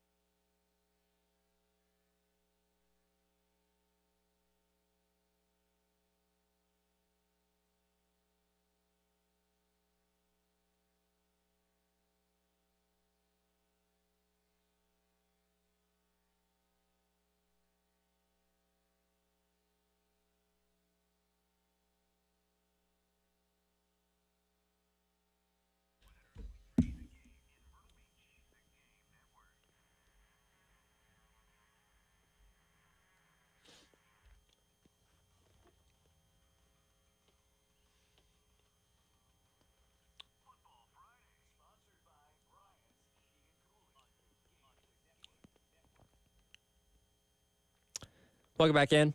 Halftime show. Tyler Head, Demetri Eventos, along with you, filling in for Terry Ford on this Football Friday. Reminder, Lower Lease Special Teams Contest rolls on for another week. $900 up for grabs tomorrow as the Gamecocks take on the Commodores. This was the game last year. They actually got a special teams touchdown off the block punt with Keenan Nelson Jr. scoring late in that game in a very ugly, sloppy, rainy game there in Williams-Brice Stadium. So maybe the vibes of this game, this matchup, will bring somebody $900 come Monday. Go online to 1075game.com and register if you have not already for the Lower Lisa Special Teams contest. You know, we've been talking about all week long, all season long, really, about Vanderbilt surprising a lot of people. Man, they shouldn't be here. They shouldn't be this good. They shouldn't be doing what they're doing. They shouldn't be beating Alabama. Honest to God, Tyler, I was just about to say, before the season began, if you would ask me what was more likely, Vanderbilt playing for bowl eligibility in this game or Loyalisa having to pay out somebody for a special teams touchdown, I would have taken the payout like 10 times out of 10. Yeah, I'm with you. I can't believe they're at this point. I think most people would have. And the question becomes, because, look, we've seen plenty of flash-in-the-pan teams that are one-year wonders, that you have a collection of talent. And Ed Orgeron's 2019 LSU team that was never going to be replicated after that because you just had everything coming together once to form the perfect storm. And the question becomes, is that the case at Vanderbilt, or is this Clark Lee actually building something that's sustainable? Boy, it's a good question, and I like that comparison to the 2019 LSU team. Now, granted, these are two very different levels of accomplishment, right? But also remember, they're coming from two very different places. That 2019 LSU team the year before was in the Fiesta Bowl against UCF. So it's not like that team came out of nowhere. So I think, going from literally nowhere to where Vanderbilt is right now, I think that's a pretty fair comparison. Clark Lee talked about this, and I think it's really interesting because before the season began, we were talking about Clark and probably Billy Napier and Sam Pittman as like, oh, okay, well, those are the guys that get fired this year, right? He was asked what inside the building they saw coming. This is cut number 22, Dave, and quickly, this is Chris Lee from VandySports.com who covers the team. We talked to him yesterday. Apologies. Yes, yeah, just want to make sure we get that right. Because he sounds nothing like Clark. He has actual energy in his voice. Yeah, very good. Okay, well, go ahead and play it, then I'll respond. Well, we went to fall camp, and the offense was just dreadful for so much of it. And we're, I think, maybe the only beat in the SEC that gets access to fall camp. And so we got to see all of it. And some days we would just look each other and go, I don't know how they're going to move the ball. And then the season started, and they're, perplexing everybody. And now, in our take leaving camp was, we thought the defense had a chance to be maybe better than people thought under Clark Lee. So, no, I didn't see this coming. But you always knew with Jerry Kill and Tim Beck, you saw what they did at Auburn last year. Jerry Kill is a tremendous football coach. So you always thought there's a chance.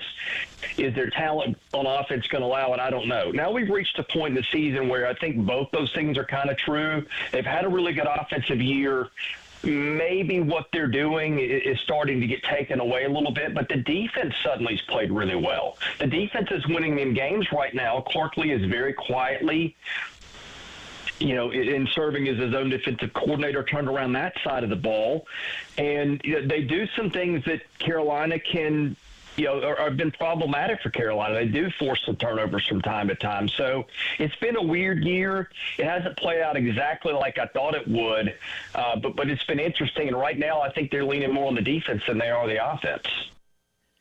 I mean, that might be fair. I do think that, the whole Jerry Kill, Diego Pavia, Tim Beck sort of, and Eli Stowers, too. Let's not leave him out. He came from New Mexico State as well. Right. Importing that whole unit together is a really good study in what the portal has allowed you to do. There's a reason, Tyler, that you don't get time to build up a team anymore. If your university is willing to put the money into building a roster, you should be able to do it pretty quickly. And frankly, that's why I think we're looking at a lot of smoke and mirrors with Vanderbilt, not for the season, I just don't think that we're going to see a sequel to this next year. Yeah, and look, I go back to last year's Vanderbilt team, which was not good, and you know, with what 5-7 the year before. The past couple teams have not been great, but Vanderbilt's kind of taken on this role in the portal era as being almost a stepping stone for a lot of other SEC programs. Look at Ray Davis, who went from Vanderbilt to Kentucky last year and is now playing with the Buffalo Bills. If you show the ability to play at Vanderbilt, you're probably going to get opportunities to go play at other high-level Power 4 programs in the SEC and those kind of things.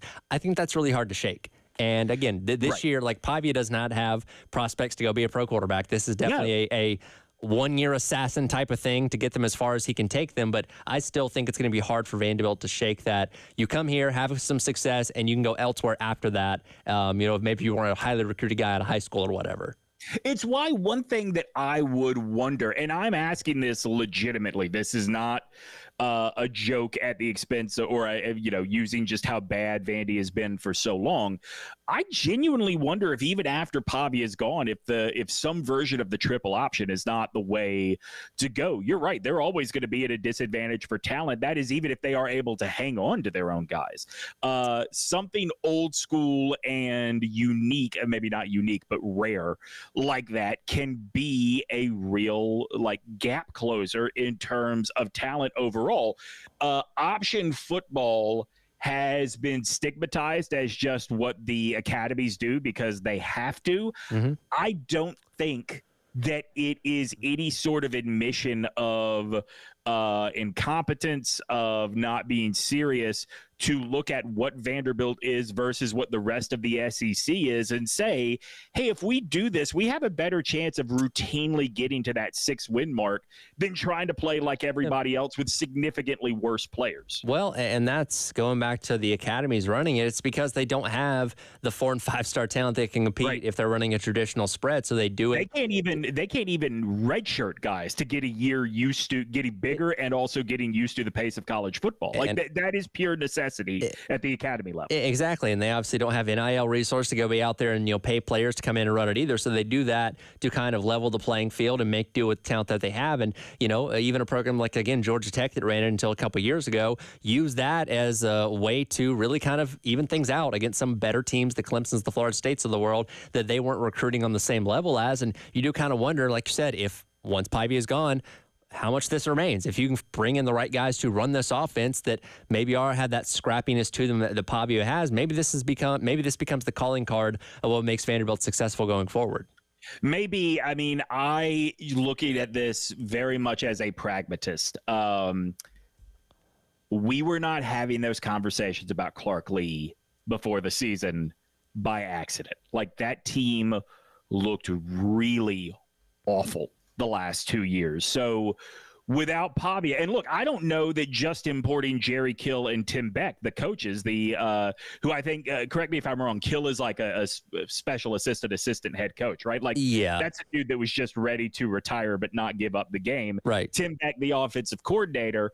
I don't know if just bringing them over would have done what bringing them and these key cog players over did. And that's why I don't believe it. You transferred the coach, the philosophy, and the key players to run that all in one swoop. And that's a very hard thing to do, even in today's portal era, that is obviously working for Vanderbilt. And I'm curious to see if anybody tries to replicate that at any point. Like, hey, we'll get your talent, we'll get your coordinator, and then we'll see if we can implement what you were doing at insert Group of 5 school here at whatever school is trying to do this. Yeah, look, I mean, and it's interesting you say that, because maybe the future going forward for Clark Lee is something like we just saw Chip Kelly do, where it is great to have SEC level resources, but it's not necessarily great to have SEC level stress. And so maybe even within the conference, he moves back to a coordinator position. It is fun when Vanderbilt is good because it literally means there is no bottom of the barrel. Usually, sorry, I don't want to ignore you, Mississippi State.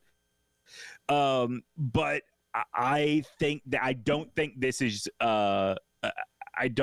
James Franklin. I think this is the peak of the EKG reading, right? This is the one boop, and then we're right back to flatlining. Well, they're going to enjoy this ride as long as they possibly can. I can assure you of that. And they're going to be going to some kind of bowl. Maybe it is Gasparilla or Birmingham or whatever, but it's better than the no bowls they've had in the past 5 to 6 years. So send it to Vegas. They've earned it. Oh man, Vandy and the Vegas Bowl. Yeah, sign me up. That would be very entertaining there.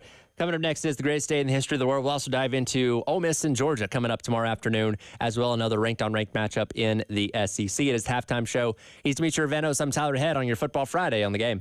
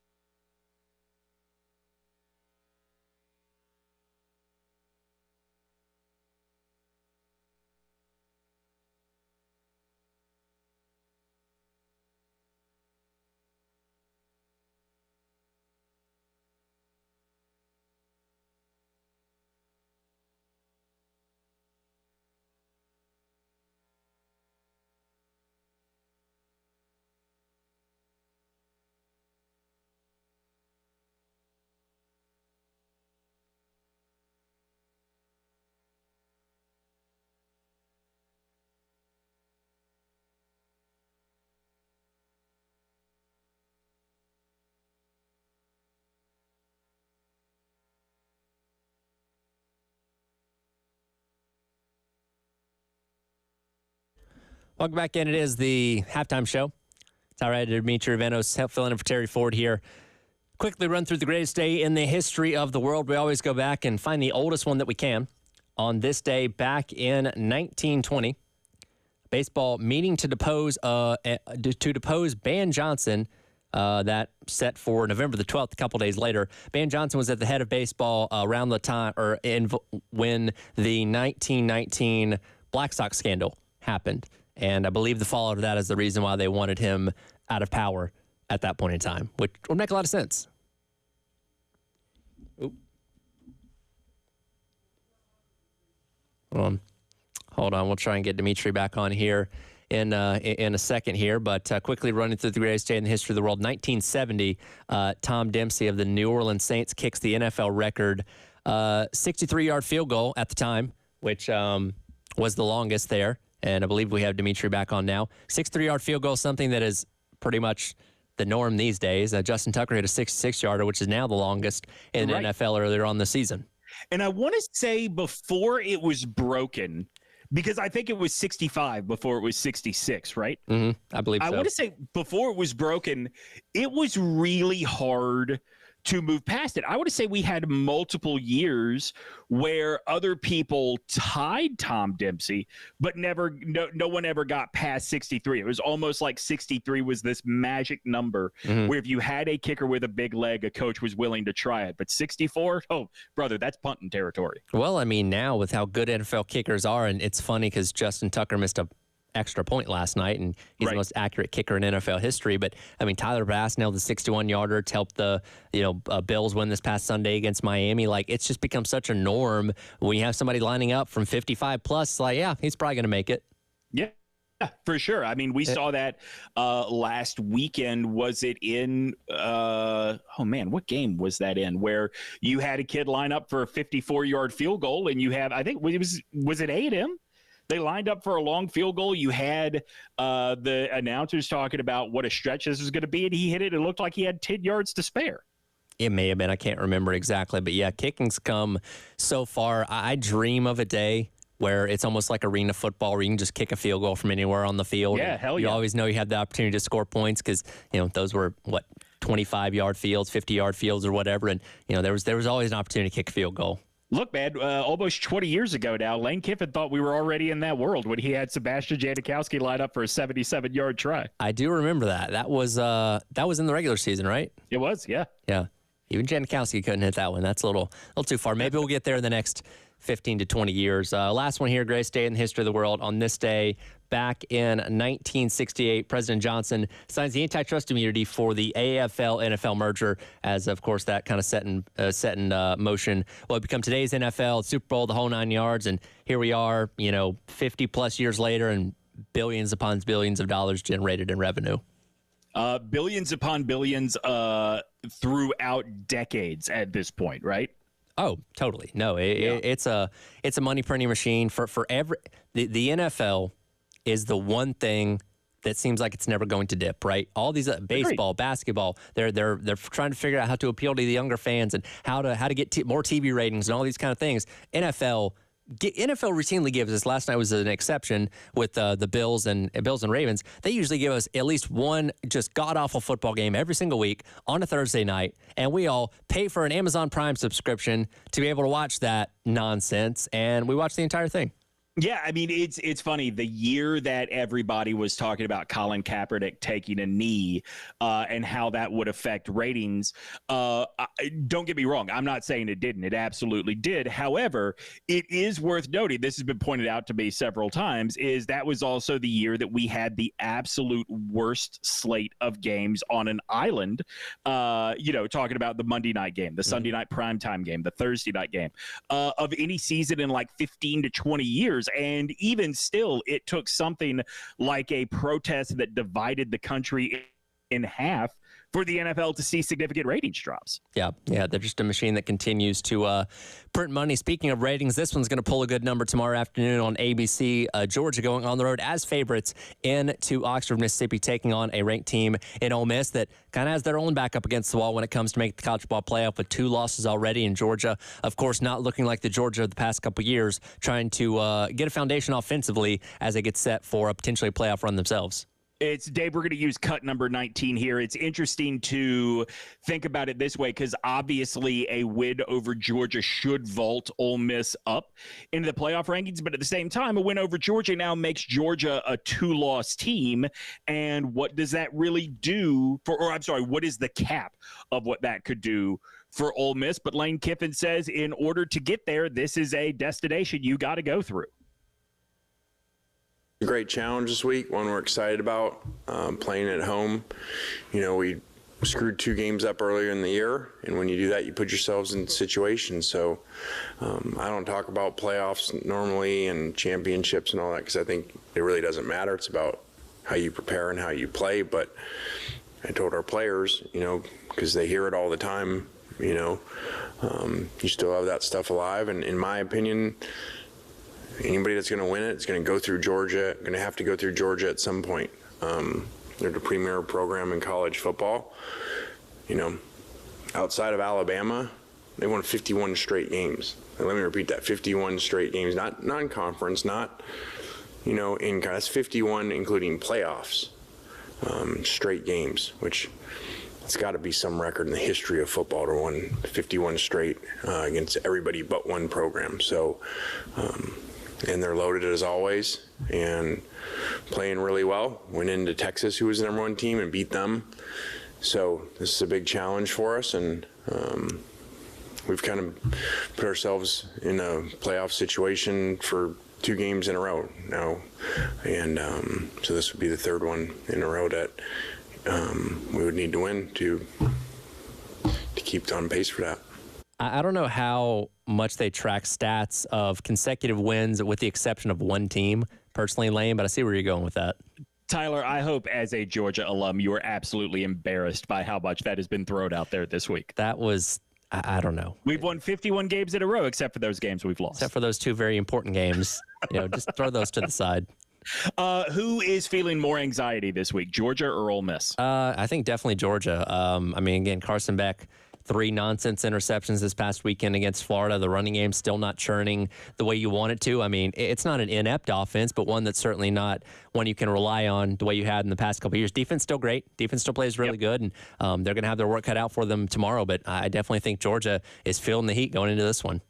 Look, not to be a typical Georgia fan of yelling run the ball Bobo, but I do think that it might be worth being a little bit more reductive in this game. I don't think Ole Miss has much they can throw at Georgia. I really don't. I get why the line is what it is, but I think Georgia's going to cover pretty comfortably in this game. And look, I've never figured out this phenomenon. The line exactly. is 2.5, by the way. Yeah, the line's 2.5. I've never exactly figured out the phenomenon, but for whatever reason, this has been the mark of Kirby's entire time at Georgia. They will play down to teams they have no business playing down to, like struggling to put away Mississippi State, barely beating Florida last week. But when the lights are the brightest, when they play the Texases, obviously Alabama notwithstanding here, they just kick into another gear. And I fully expect they're going to do that tomorrow night. I don't know how. I don't know what it's going to look like, but that's just the norm of Kirby Smart teams for whatever reason. Well, you're leaving out the other part, which is the norm of Lane Kiffin teams is they are absolutely going to urinate on themselves in these situations. There is no excuse with the amount of talent on that team to have lost to this LSU team. And the moment just got too big for them.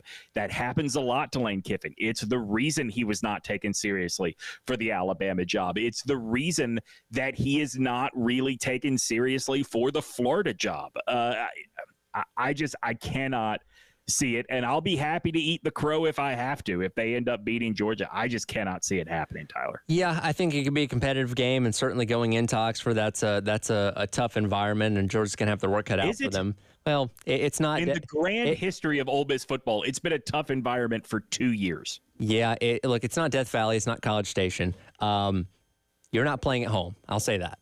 All right, that's fair. You're not playing at home, so there's that. That's fair. You do have to fly. That makes you tired. That is true. And, Mississippi is Mississippi. And, if you eat the wrong gas station burrito, that could cause some problems, I guess.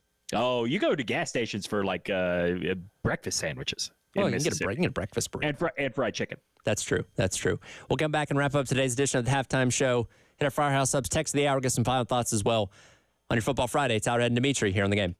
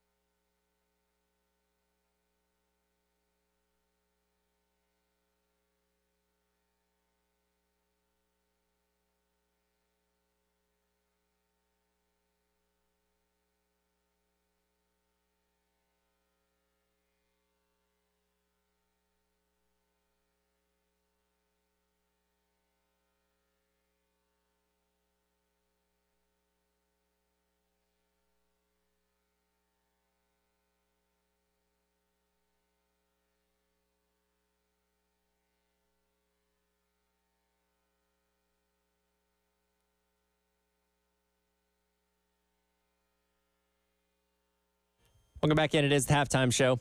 Tyrad and Demetri Vanos along with you for a few more minutes. We're handing things over to Jay and Elijah for the post-game show as they'll give you final thoughts ahead of tomorrow's matchup between South Carolina and Vanderbilt out there in Nashville. Time to hit our Firehouse Subs. Text the hour, 803-404-6100. I made mention of this in the greatest day in the history of the world. Tom Dempsey hitting his 63-yard field goal for the Saints, which at the time was an NFL record. Bobby weighs in and says, don't forget, Dempsey only had half a foot as well. That's right. I forgot about that. So with half a foot, that should make it like the equivalent to like a 90-yard field goal for somebody with a full foot. No, I disagree. I think with half a foot, your foot becomes a little more club-like, and you can more cleanly kick the ball dead on and get some distance. That's right. They weren't doing the soccer style back then. It was dead on kicking. Right. Did you see Kelsey on game day try and do a straight on kick with the Timberlands on this past Saturday? Yeah, no, I did not. They were doing, for hurricane relief or whatever, and Timberlands was like, we'll give $100,000 if you make this kick. And because obviously Timberlands are very thick boots, he's like, well, I'm going to have to do it dead on because I can't do like the side toe thing because of how thick these things are. So that was smart on him, actually, to think that way. So can I sell you on, well, first of all, can I sell you on talking about the Carolina Panthers? You can try. Okay. Call me crazy. And look, nobody follows them as closely as I do. I certainly know what the state of the team has been the last 2 years. Much to your chagrin. Much to my chagrin. Be sure and listen to This Team is Killing Us wherever you get your podcast. You get a free bag over your head, by the way, if you listen. There you go. Tyler, I really think they're about to go on a win streak here. Now, granted, 2 games is still a win streak, but I think they're going to win this weekend in Germany. I feel sorry for the people of Germany that are going to have to watch this game. This really is like, we're not done punishing you quite yet. We're not quite yet. For one, I hope Xavier Legette enjoys some extensive cuisine outside of his palate, because he apparently is a little bit of a picky eater. But besides that, no redeeming qualities to the Panthers and the Giants. And I don't know how many people are rolling out of bed to grab the remote to watch this on the NFL Network, just to say the least. Yeah, if it's a late night in college football, I will not blame any of you for not tuning in at 9:30 for that kickoff. It's Munich or Berlin? I believe it's Munich. That's where they usually do this at. Look, both of these teams are an absolute mess, right? Both of these teams are bad teams, but one of them has momentum. And if you see some of what has been said, not by coaches, but by players out of Charlotte this week, even though they are in Germany, there is a real, if not belief in Bryce Young, at least a happiness that he has established himself as capable of playing quarterback in the NFL. Does it mean he's the long-term answer for this team? Absolutely not. I still think eventually they're going to have to solve that problem, but I do think that they could ride the emotional high to another win here. And even though the Giants are the favorite in this game, and I just saw betting data that said like 63% of bettors are putting their money on the Giants for this game, it's a Europe game, man. Weird stuff happens in these Europe games. It does. The London game with the Jets and the Vikings, Aaron Rodgers threw 2 interceptions in the first quarter, and the first time he'd ever done that in his entire career. So things certainly capable of getting a little bit weird there. And I guess the question is, like, do you want the Panthers to win? Or would you rather them be aligned for the first pick again, or do you want them to ride the wave of momentum? That's a really good question. I would rather see them stack some wins because I've got to watch this team for a living, Tyler, and I cannot keep doing this every Sunday. But I would say this, too.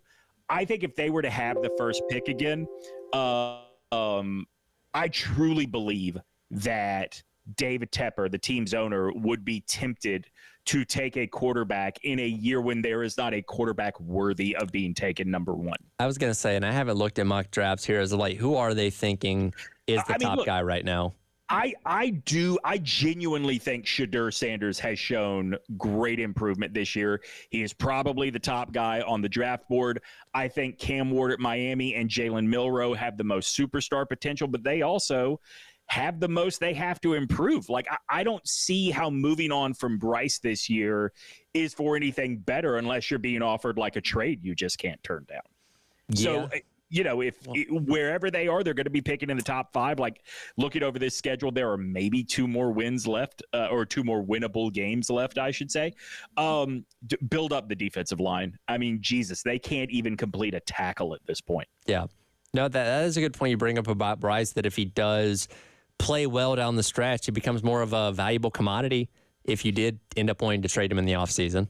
Sure. And I mean, look, I don't think he is the long-term answer. I think maybe, though, he is worth hanging on to and doing this again next year until you're in a position to find the long-term answer. Either way, I know that the team was no better with Andy Dalton. The players seem to respond to Bryce. The joy that he showed from being able to go into the victory formation last week, I think the players were happy about that too. Again, the Giants just aren't very good, so I'm a believer this week. Well, we talked about it the other day, the insane stat that, the Chiefs had won 2 Super Bowls in the time it took Daniel Jones to throw 2 back-to-back touchdown passes at home was absolutely insane. Dable's probably on his way out. Obviously, Daniel Jones is not the answer there. So, yeah, they're getting a suffering Giants team at the right time, I guess. And on top of that, remember, they just secured a big deal for Chuba Hubbard, and True. Jonathan Brooks is going to make his debut this week. There's a lot of emotion that team is going to be riding. We'll see what happens. Should be a fun weekend of football. Obviously, we'll see what South Carolina does tomorrow against Vanderbilt. And, man, we usually check in on Wednesdays. We'll see what kind of chaos we're talking about at that point in time, I guess. We'll see, buddy. Looking forward to talking to you then. Absolutely. That's Demetri Rivandos filling in today for Terry Ford. Post-game show with Jay and Elijah coming up next as your Football Friday rolls along here on The Game.